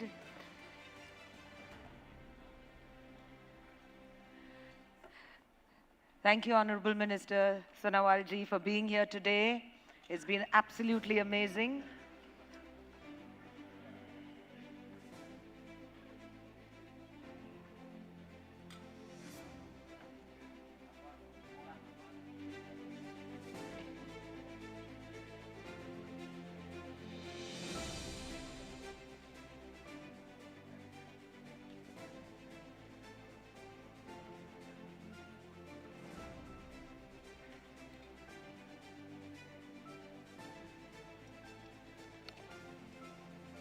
I request Joe Thomas Karakatu, an IIT Chennai professor who has tracked down the descendants of seafaring families from Kerala who sailed to China and from China to Kerala about 600 years ago. The documentary will be followed by a talk as well. Over to you.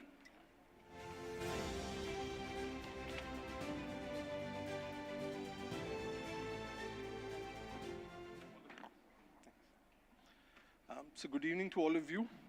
Let me begin by thanking the week for curating this conclave, also in a manner that includes this work of non-fiction research. In terms of laying out the temporal and spatial context, I'd just like to refer to the dignitary in the earlier session where she mentioned Vasco da Gama's arrival at Kapad and a certain association with misery that followed, and then now that we are moving to prosperity. So I thought that I'll just take the thoughts from that and draw your attention to a period slightly earlier to that. So in terms of the temporal setting, we are looking at the 13th to 15th century, where China made several efforts at maritime outreach, reaching out to city-states like Kollam, Calicut, and Kochi, lastly. The film is basically a work of non-fiction that tries to look at the historical connections, the cultural connections, the physical artifacts that have survived, and most importantly, connections in human genealogy that have survived to this day. So without taking further time, and I'd be happy to handle the Q&A after the film is over, I'd now request the organizers to play the film. Thank you.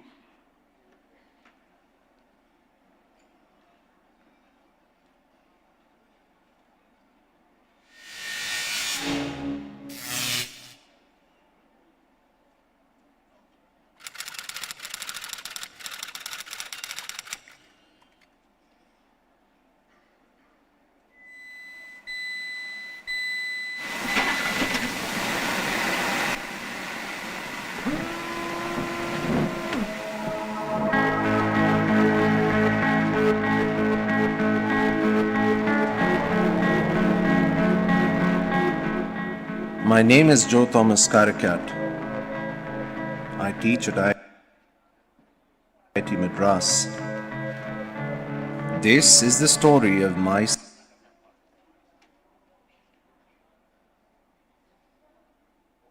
search.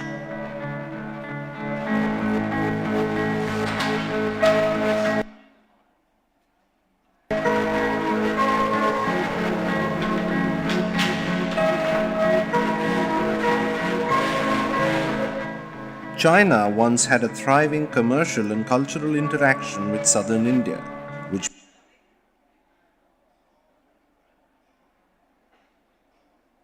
peaked between the 12th and 15th century.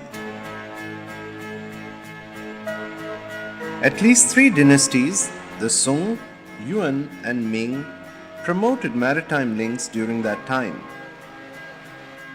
Kerala,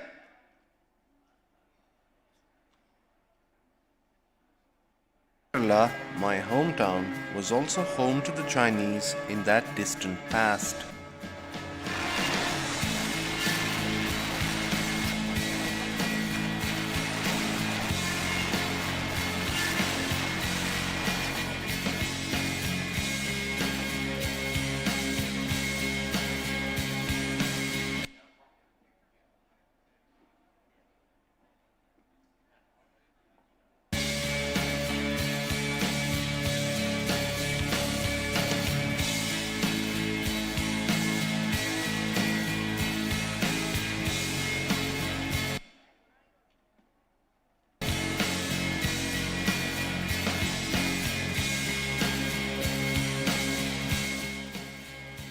As part of one of the expeditions sent by the Ming Emperor in the early 15th century, the emperor entrusted his general to confer a seal upon the ruler of Kochi. An enfi of a mountain in Kochi has Zhengguo Zhishan, the mountain which protects the country.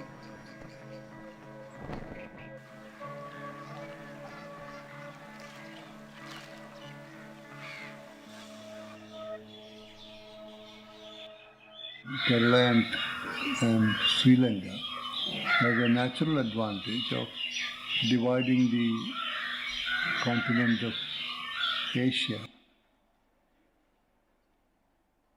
into two.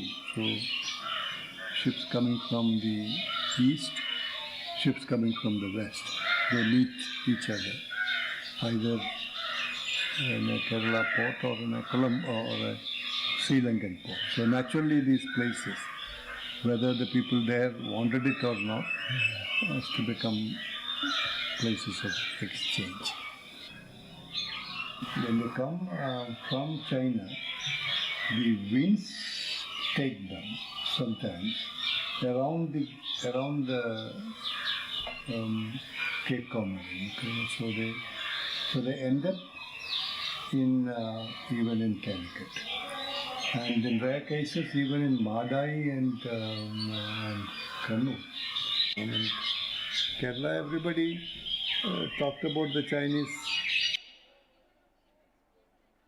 nets, Chinese vessels, and this China chatti, and Chinese jars, and of course China patta, silk coming from China, as part of your part of your living. I mean, so you don't bother where China is.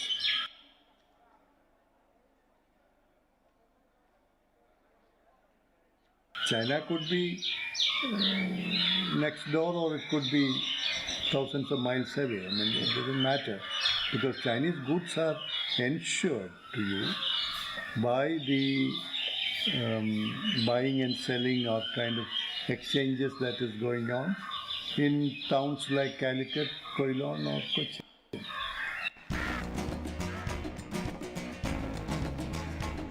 The Yongle emperor even composed a proclamation that was inscribed on a stone tablet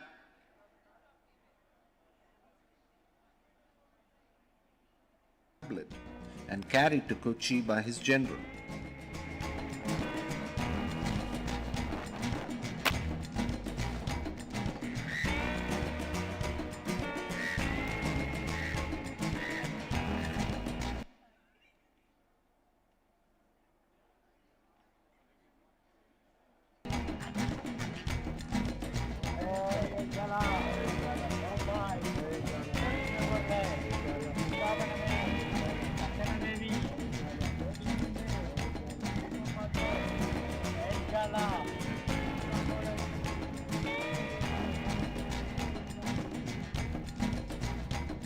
The voyages that brought the Chinese to Kerala also brought agricultural and fishing techniques that were commonly used in China.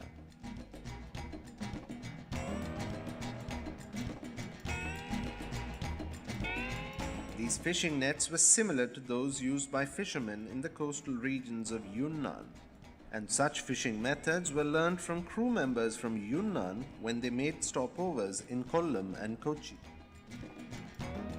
According to Chinese fishing nets, about 700 years old, 13-14 century. ഗോവിന്ദേട്ടാ, ഞാനിത് പഠിക്കുന്ന അറിയാം. എനിക്ക് ഇതിന്റെ വയസ്സ് എല്ലാം തന്നെ കൃത്യമായിട്ട് അറിയാം. ഏത് വർഷം ചൈനയുടെ ഏത് സ്ഥലത്ത് നിന്ന് വന്നതെന്ന് അറിയാം. അതുകൊണ്ട് കഥ അല്ലാണ്ട് അങ്കിളിന് എങ്ങനെ ഇതിനെപ്പറ്റി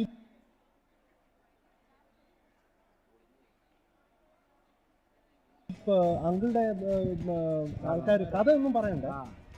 ഇതുകൊണ്ട് നഷ്ടമില്ലാതെ ലാഭമൊന്നുമില്ല. അല്ല, നഷ്ടവും ലാഭവും പറയാണ്ട. ഇത് ചൈനയുടെ പേര് എങ്ങനെ? China is making to Kubla Khan. You know Kubla Khan, very famous man, Eastman from China. Kubla Khan. ഒന്നും അല്ലെന്ന്, ഇത് വേറെ ഒരാളാണ്. ഇത് മുമ്പ് പോർച്ചുഗീസ് പീപ്പിൾ അവിടെ ചെയ്യണ സമയത്ത് only for joking to design.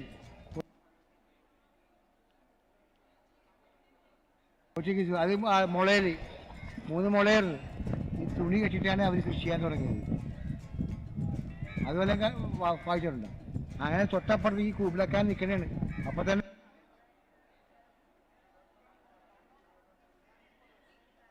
കൂബിലക്കാൻ ഉടനെ പോയിട്ട് നെറ്റ് ഉണ്ടാക്കണേ.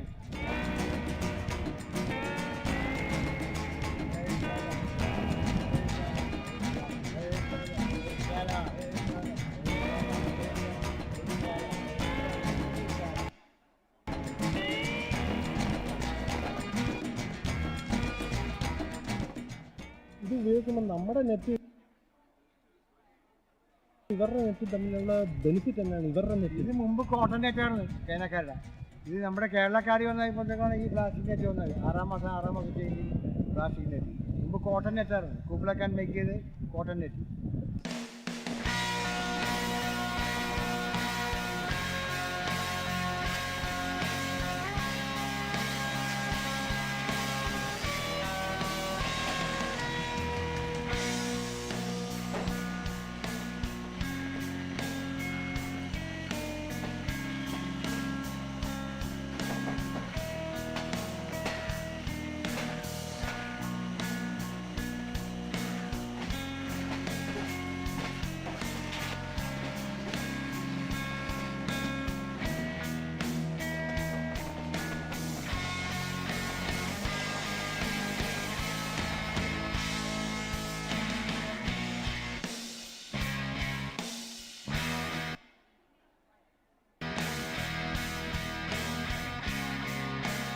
Not only did Kozhikode and the Ming court have intimate diplomatic relations, it was a more vital port on the Malabar coast than Kochi, which had only emerged in the late 14th century.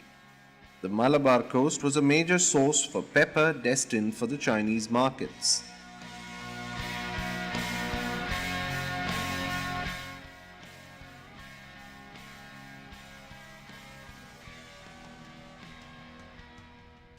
Calicut developed as a port only around the early 13th century.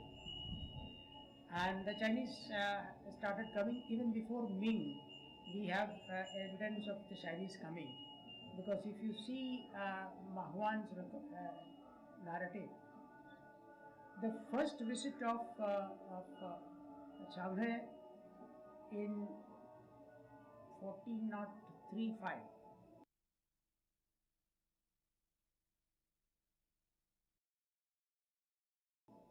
During his visit, he was, along with him, travelled some ambassadors of Calicut.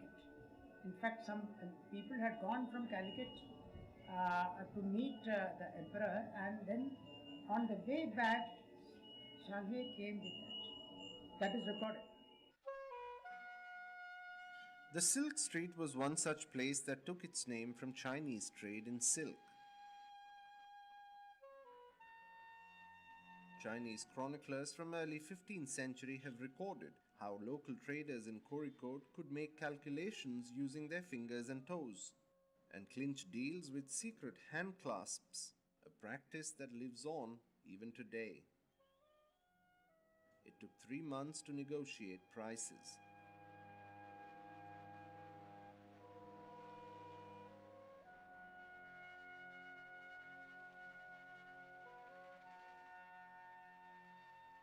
That connection has almost been entirely wiped out, except for the signboard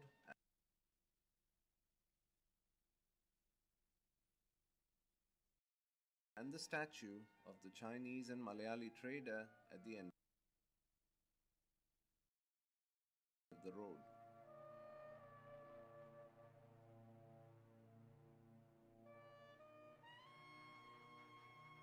Recently, we discovered some coins from the Calicut University, the manuscripts coins. 15 coins are there.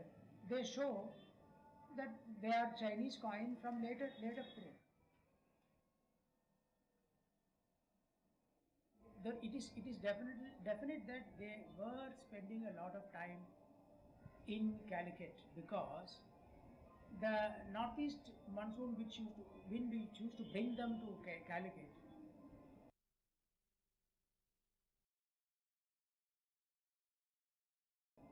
would stop, and then the next reverse journey, the southwest monsoon will start about 6 months after that. So they have no way other than waiting for these favorable winds. Incidentally, the port frequented by the Chinese in Kozhikode was Pandalayani Kollam. It was here where their ships docked during the monsoon months.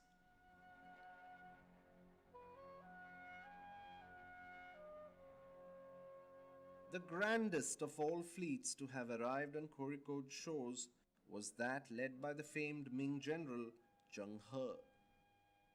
He is believed to have landed in Kozhikode with a fleet of 28,000 men and roughly 300 ships.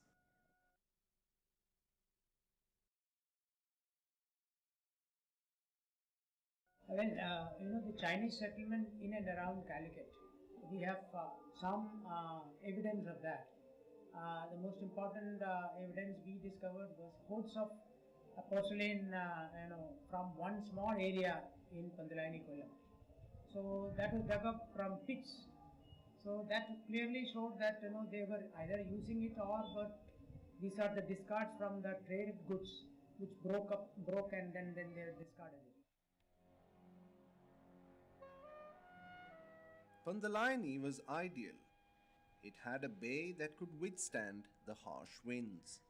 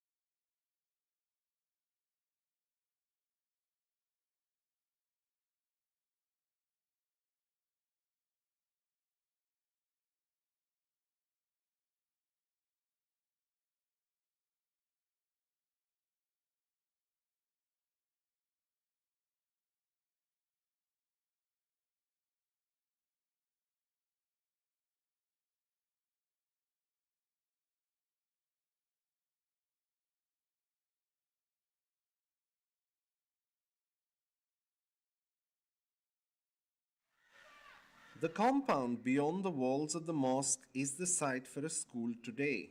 But this is believed to be the exact site in Kozhikode where a Chinese compound or guangchang is said to have existed.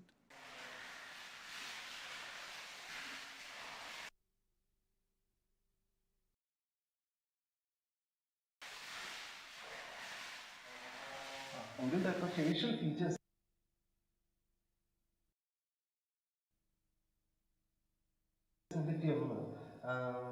അങ്ങനത്തെ facial features ഒരു typical Malayali look അല്ല അതാണ് അതിന്റെ സത്യം. സംഗതി ശരിയാണ്. പലപ്പോഴും പലരും മലയാളി അല്ലാവുന്ന രീതിയിൽ തന്നെ കണ്ടിട്ടുണ്ട്. ചിലപ്പം ബസ്സിലോ അല്ലെങ്കിൽ ലൈറ്ററോ എവിടെയെങ്കിലും പോകുന്നതാണെങ്കിൽ തന്നെ അവർക്ക് മലയാളം എന്നുള്ള തരത്തിൽ പെട്ടെന്ന് റെക്കഗ്നൈസ് ചെയ്യാറില്ല. എനിക്ക് തോന്നുന്നു ചിലപ്പോൾ എൻ്റെ മദറും ഇതേ സ്ട്രക്ചറാണ്, സെയിം ഇതാണ്. ചിലപ്പോൾ അവരുടെ മദറും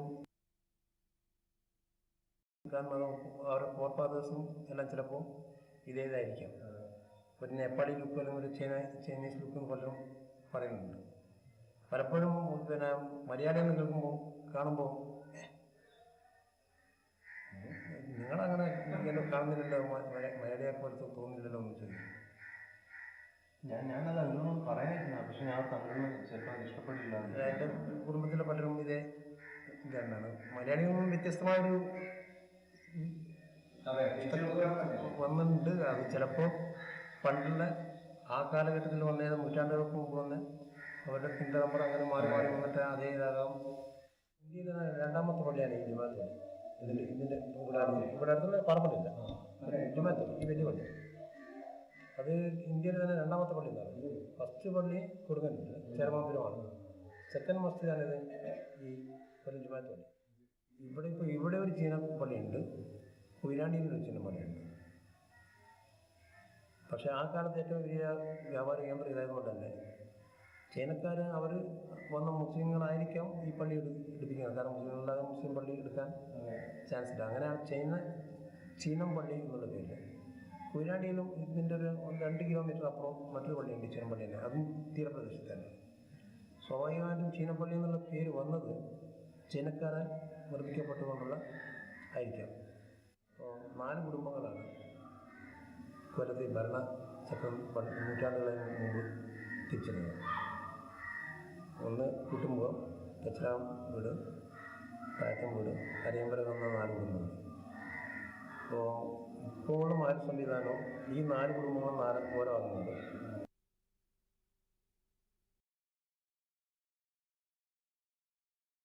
രണ്ട് ജനപ്രതിനിധികൾ, ജനങ്ങളാൽ തിരഞ്ഞെടുക്കപ്പെടുന്ന 2 പേര്, 2 വഖഫ് ബോർഡ് പ്രതിനിധികൾ, കേരള വഖഫ് ബോർഡിൽ നിന്ന് തിരഞ്ഞെടുക്കപ്പെടുന്ന 2 പേര്, അങ്ങനെ 8 പേര് കൂടിയാണ് ഈ മഹലിൻ്റെ ഭരണം. ഈ മഹലിൽ പ്രധാനപ്പെട്ട 4 കുടുംബങ്ങളായിരുന്നു പണ്ടിവിടെ എല്ലാ കാര്യങ്ങളും ചുമതലപ്പെട്ടത്. ഓരോ വിഭാഗമായിട്ട് ഒന്ന് പിന്നെ ചൈനക്കാരായിട്ടുള്ള വ്യാപാര ബന്ധത്തിന് നിയുക്തമായ കുടുംബം തറവാടുന്നത്. അതുപോലെ നീതി നിർവ്വഹണം ഇങ്ങനെ കാര്യങ്ങൾ തെച്ചിരാമ്പള്ളി തറവാട്. ഇങ്ങനെ 4 തറവാടുകളായിരുന്നു ഉള്ളത്. By the mid-15th century, Ming maritime voyages were discontinued. The admiral signs. ഇതിലാണ് പറയുന്നത് കടലിലാണ് അയാൾ മരിച്ചതെന്ന്. കോഴിക്കോട് നിന്ന് അവസാനം മടങ്ങിപ്പോകുന്ന വഴിക്ക് കടലിൽ വെച്ചാണ് മരിച്ചതെന്ന്. പിന്നെ ഖബറുണ്ടാവേണ്ട യാതൊരു കാര്യമില്ലല്ലോ.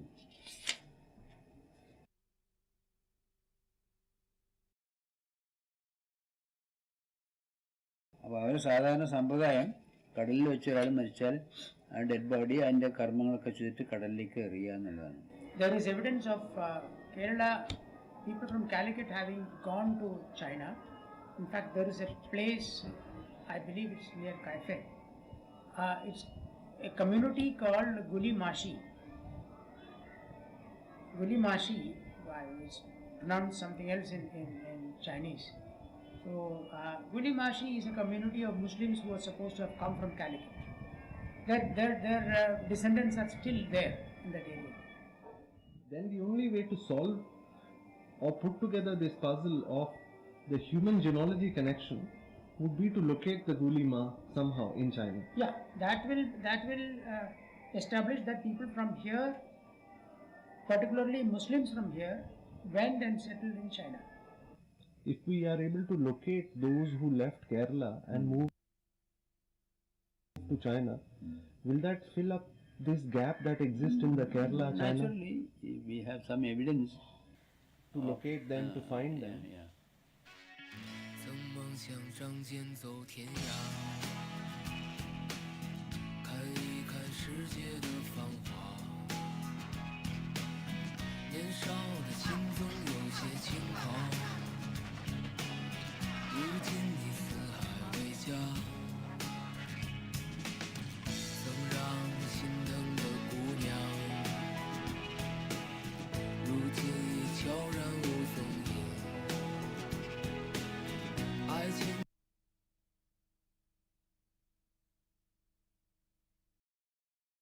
总让你渴望又感到烦恼，曾让你遍体鳞伤。滴滴滴滴滴的 night， 滴滴滴滴滴滴哒哒，滴滴滴滴滴滴哒哒，走在勇往直前的路上。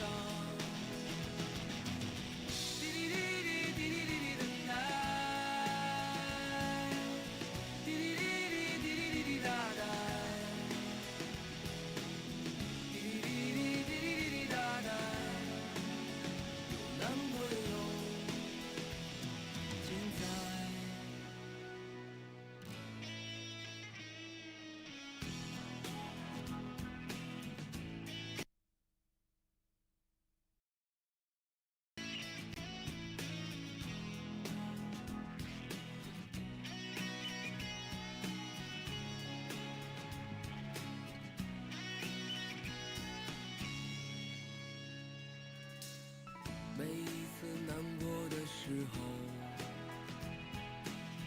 就独自看一看大海，总想起身边走在路上的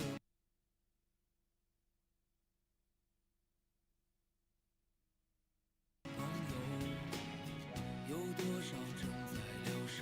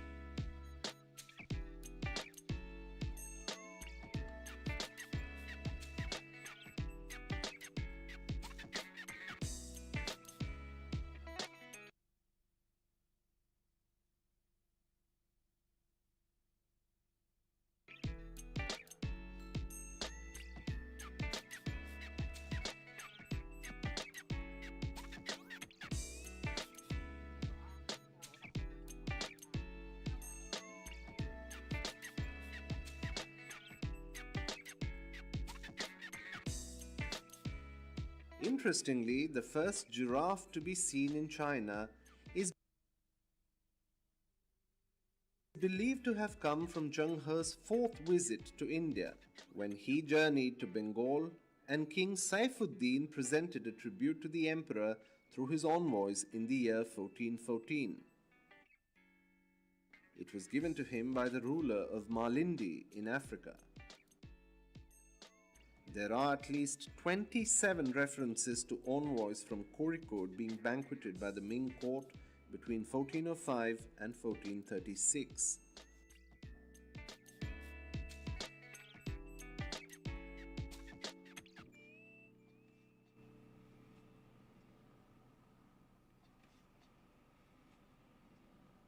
到古里以后，他从古里第4次开始，他到呼伦木兹啊，那么他到东非，到肯尼亚，到这个索马里，就是这样，都是从古里再分头去天方啊，去这个就是这个麦加，然后去亚丁，是吧？就是这样，都是从古里再走，所以他每次去要先到古里，所以古里非常重要。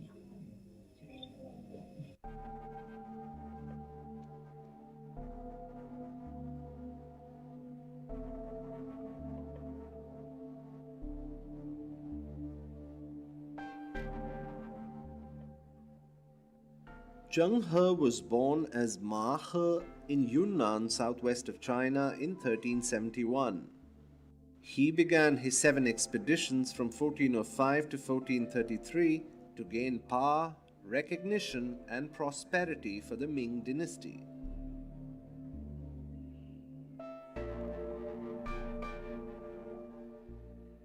He was one of the most well-known and important explorers in the world.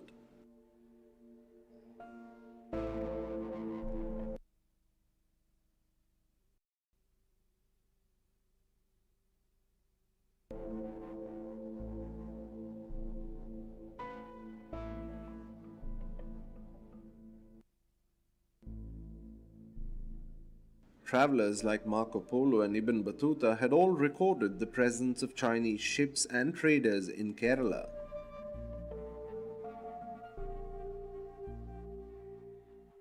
Zheng He's greatest ships were 400 feet long, while Vasco da Gama's were between 85 and 100 feet. 明朝的船当时一定是在世界的前列的。明朝的造船和航海的技术一定是走在世界前列。当时，因为伊本白图泰在元朝的末年已经说了，他从非洲，然后先到古里，然后从古里搭乘中国的船到中国来。伊本白图泰就是这样来的。所以在郑和的时代，尤其是国家的行为，就是说。是那个皇帝派遣的，对吧？是官方的，那么他的船就是一定是非常的庞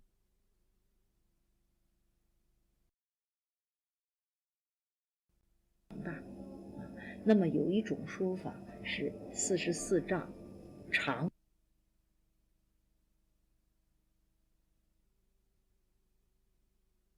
44丈。那么宽就这个宽的话18丈，非常庞大的一个船。Zheng He's largest ships were roughly half the size of these standard vessels today.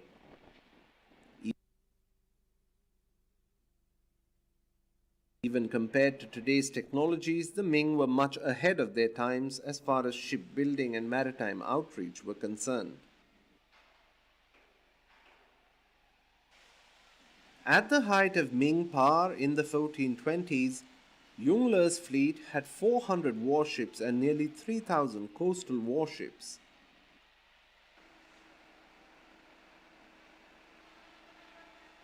The pride of the Ming fleet were the 250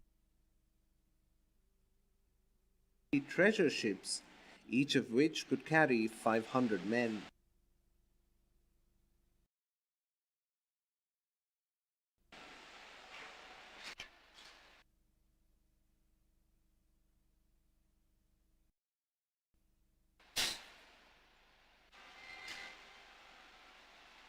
Average, we need 400 people to build the 1 vessel for 4 months.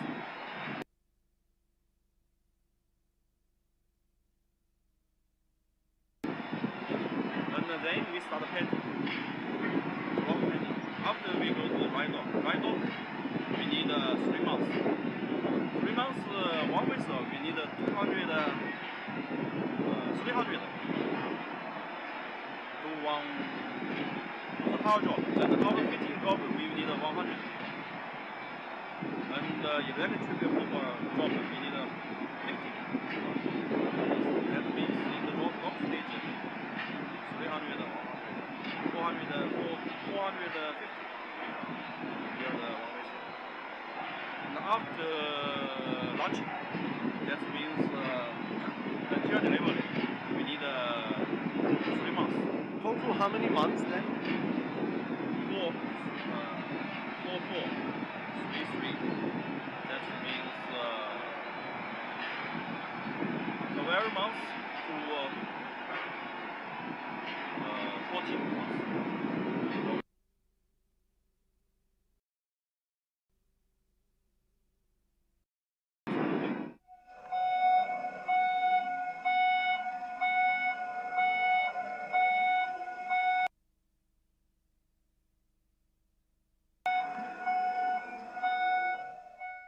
他去古里，古里实际上是一个东西方这个交往的一个汇聚的地方，这一点明朝人非常清楚从元朝元代的时候那么古里人就已经到中国来了，都是16世纪以后这个郑和这个是15世纪初，对吧？郑和下西洋，那么16世纪以后，他的古里使臣的后代，他讲到他去重修那个 mosque， 就是清真寺那么他写了就是一个碑，有一个碑，这个碑上写的就是他是古里使臣的后代，现在没有找到他的后代，这个是明朝，对吧？是16世纪初。那么在现代没有，不知道了。这个后代他到什么地方？他姓葛，姓葛。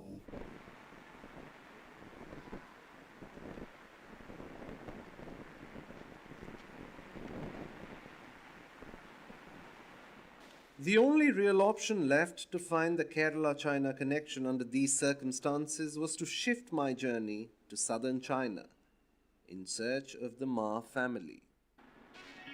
曾梦想仗剑走天涯，看一看世界的繁华。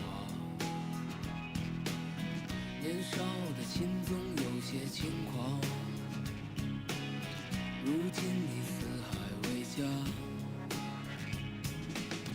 曾让你心疼的姑娘，如今已悄然无踪影。爱情总让你渴望又感到烦恼，曾让你遍体鳞伤。滴滴滴滴滴的奶，滴滴滴滴滴滴哒哒，滴滴滴滴滴滴哒哒，走在勇往直前的路上。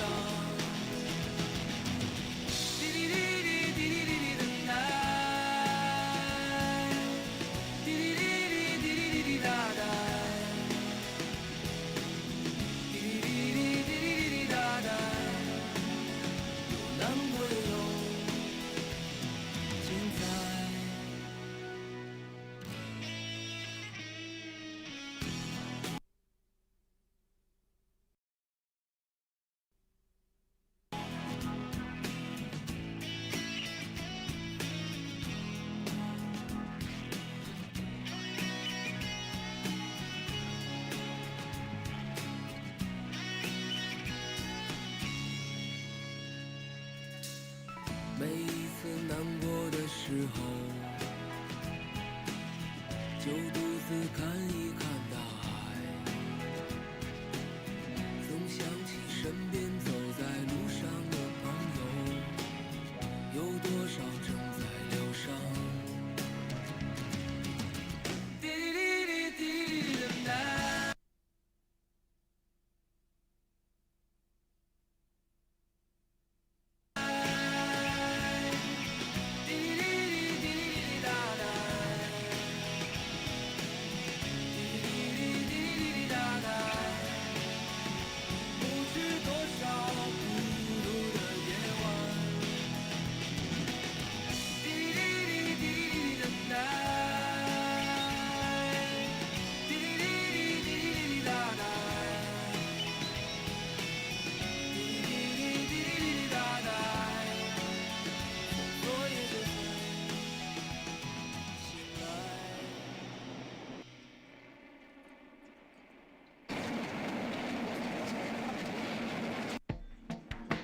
The Coolie Ma or Kozhikode's Ma family was the family whose Malayali ancestors came from Kerala and made China their home. This was during the Yuan dynasty, roughly around the 13th century.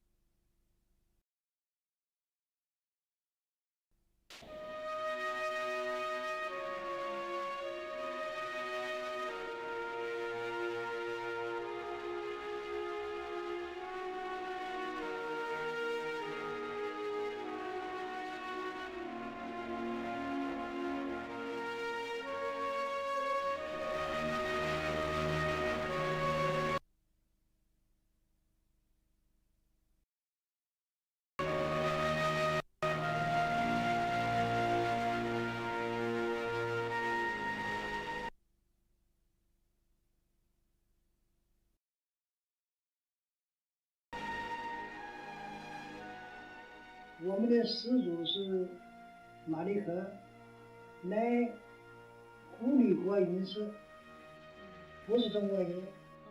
到中国来第一代以后，是古里国的隐士。古里国隐士就是讲那个什么靠印度的那个什么对，那个岛国的，在西藏的不是。那是好多年了，那是几百年了，那个。我们现在是20多代了，现在。我是14代的了，下面就传到20代，我是第。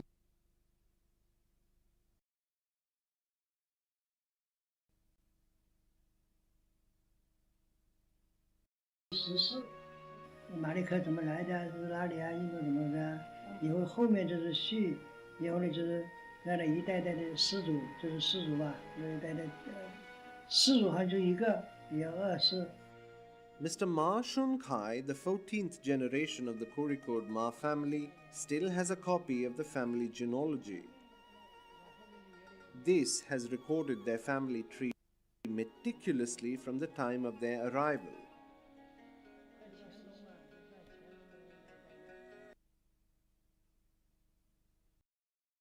Written sometime during the Qing dynasty, roughly 18th-19th century, this was a treasure which was almost lost during the Cultural Revolution.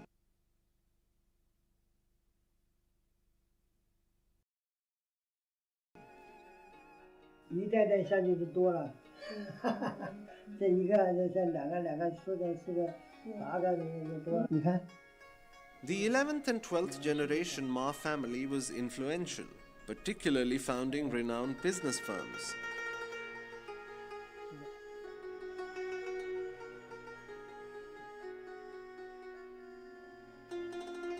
It was the 12th generation that built a mosque in southern Guilin and later on a family tomb in the west where more than hundreds of their ancestors were buried. With the expansion of Guilin city,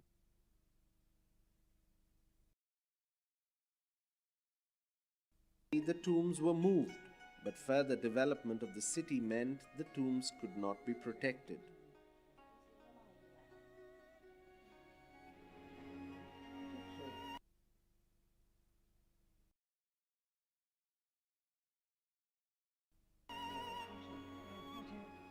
That is when a family reunion was planned to rebuild the tombs, and in 1993 the tombs were rebuilt based on contributions from all family members.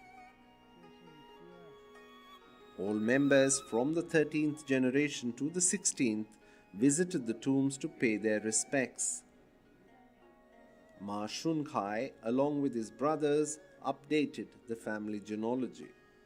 现在是有我，还有我姐，就是亲的，有个在柳州，有个是不在了，大哥不在了，有个在武汉不在了，现在有个妹在扬州也不在了，现在这我们还有2弟兄，一个姐。现在是你们2个是老乡啊？对不对？他是我们祖宗那里的。就是真是从他那里祖宗那里也是那里。那太好了，明天再来中国就来我家，不要住旅店了，我们好方便的。我做的饭菜挺好吃的。今天晚上就在我这吃饭吗？你们两个？不没什么活动了吗？对，我们看了吧？不是麻烦。他这还得这个岛洋葱牛肉馅儿好好吃的。我告诉你，我都带着加拿大去。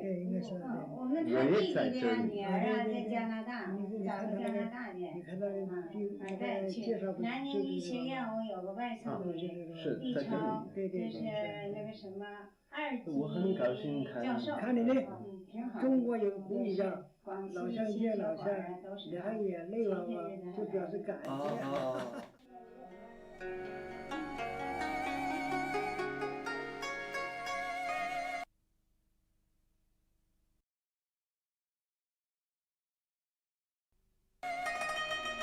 他们是谁？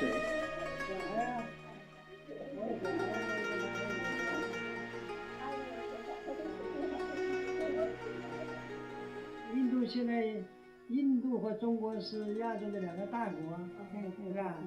现在摩尼不是习近平去了，摩迪接的啦，摩迪来习近平接的啦，应该是友好国家。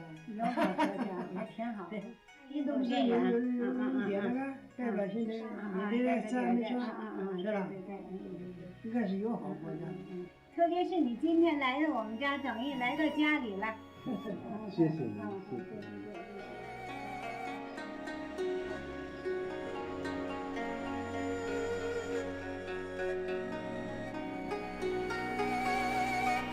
I was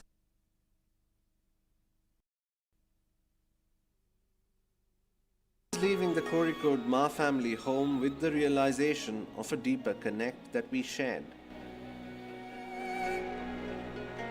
From how I see it, we were two Malayalis holding different passports.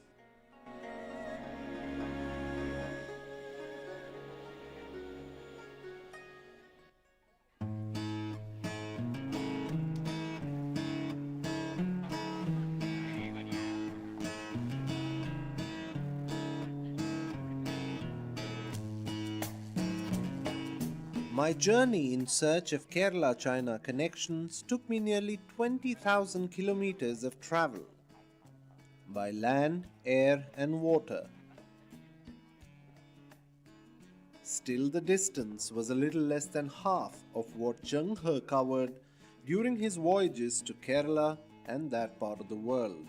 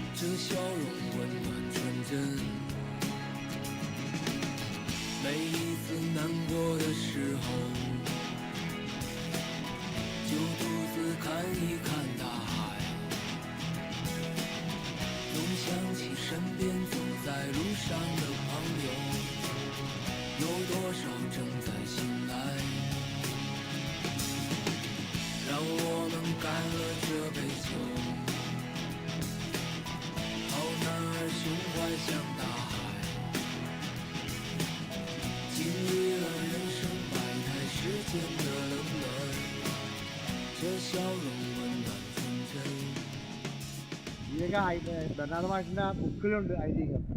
ഇത് make ചെയ്ത് കുബ്ലക്കാനാണ്. അതെല്ലാം പഠിച്ചോണ്ട് ഞാൻ പറയുമ്പോൾ Bernard മാഷിൻ്റെ book എടുത്തിട്ട് വന്നു.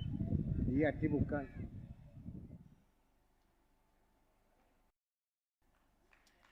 Thank you, Joe. That was absolutely wonderful. Can I have you on stage, please?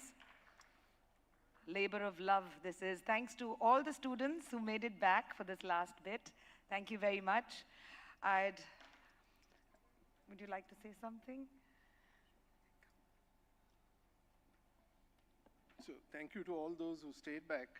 And I'm sorry, it was getting stuck for reasons unknown to me, but I hope the larger thematic element of the film was conveyed in terms of how there was an important period of our history, which in contemporary times we tend to sort of view China through a security-minded approach, which is a zero-sum kind of an approach. But there was a point in time between the 13th and 15th century where China made tremendous outreach to this part of the world. So you had, for some period of time, Kollam being an important destination. Subsequently, when the flooding of the Periyar River happens and silting of Muziris happens, you find that Kochi then emerges to be the next capital. So when you look at Chinese records, it also gives you a lot of insight into how Kerala society, Kerala economy was also evolving. So in their records, when you look at the Sung dynasty and Yuan dynasty records, you find that Kollam, Calicut to some extent become important. Subsequently, when you sort of reach the Ming dynasty, which was the biggest exemplifier of Chinese outreach to these parts of the world, you find that places like Kochi become important. Of course, their interest was for several reasons. They were interested in trade, particularly commodities like pepper, which were considered to be extremely precious commodities in the Chinese court. The fact that you had two competitors in this part of the world, the Zamarin in Kozhikode, who used to charge a duty on export of pepper, and also the Kochi rulers, who were more lenient as far as the terms of trade were concerned.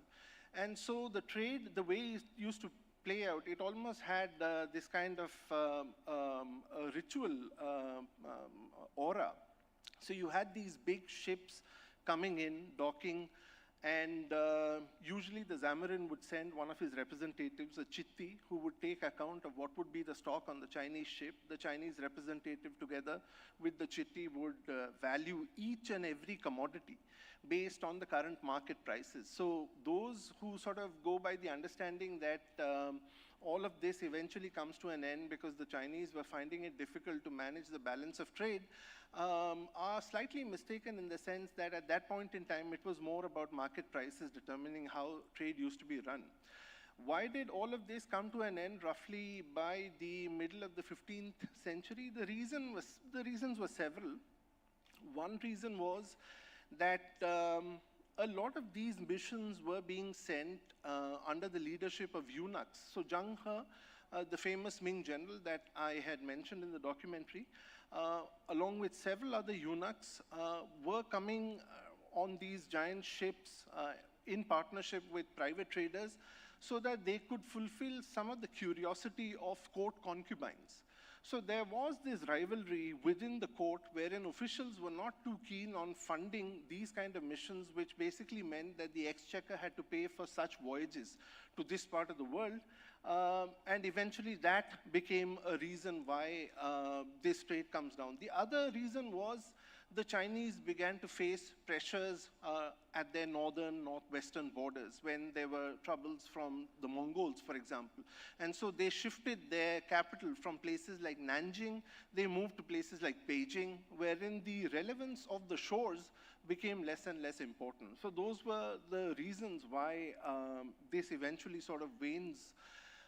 I think it's important that these micro-histories are discussed, because we get a lot of insights even into our own society. Say, for example, the travel accounts of Ma Huan. Ma Huan was one of the travelers who came along with Zhang He in his 4th voyage. Zhang He made a total of 7 voyages to this part of the world. So Ma Huan very beautifully describes, one, that while the Chinese were known to sort of describe other populations in Southeast Asia and elsewhere as barbarians, when they came to Kerala, they described Kerala society as being fairly structured. They felt that the Zamarin was a fair ruler. And those are the kind of descriptions we get, and they also have certain descriptions as to how the Zamarin, for example, would be succeeded by his sister's son, because his sister would be closer to him in blood compared to his own son. So we get some insights into how the origins of a matrilineal society are also discussed in Chinese sources.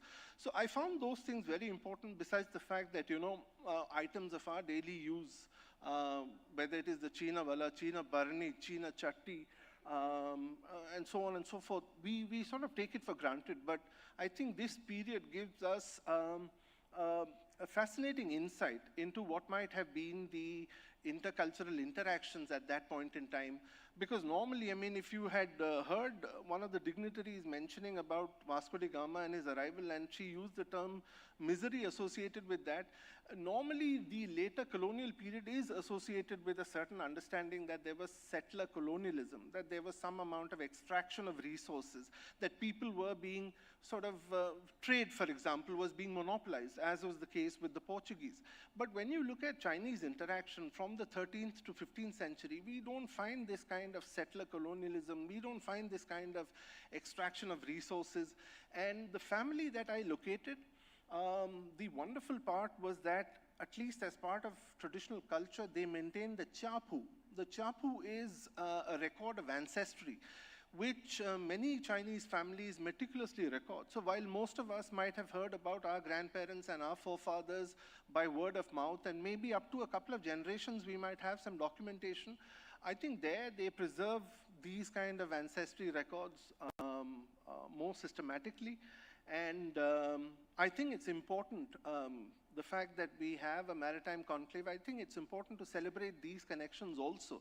Because imagine the period that we are looking at, right? Whether it was even before the Yuan dynasty, whether it was the Sung dynasty, you're looking at seafarers coming on ships, and how do they navigate? They used very rudimentary methods. So for example, they would fill a basin with seawater, basically water which is taken from the upwind side of a ship, and then place a magnetized needle, a fish-shaped needle, which would then move in the north-south direction and use it for navigation. In terms of identifying time, they would sort of divide the entire day into 10 units of 2.4 hours.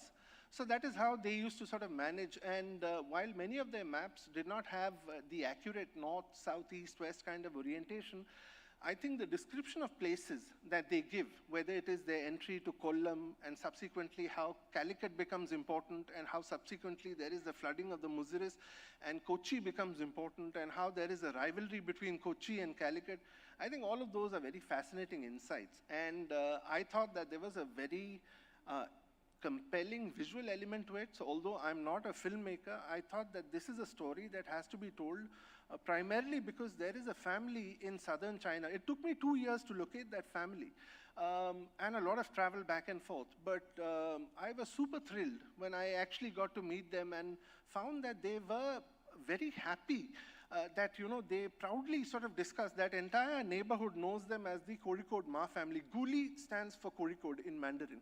So it's called as Guli's children because, they are children from Kerala.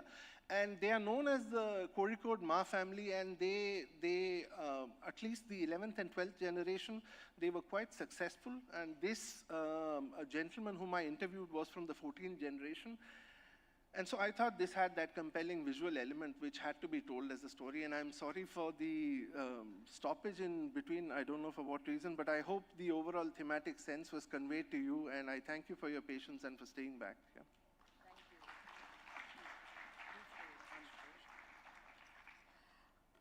I would now like to call upon Namrata Ahuja, Chief of Bureau, The Week, New Delhi, to hand over a memento as a token of our appreciation for your labor of love. Thank you so much, Joe.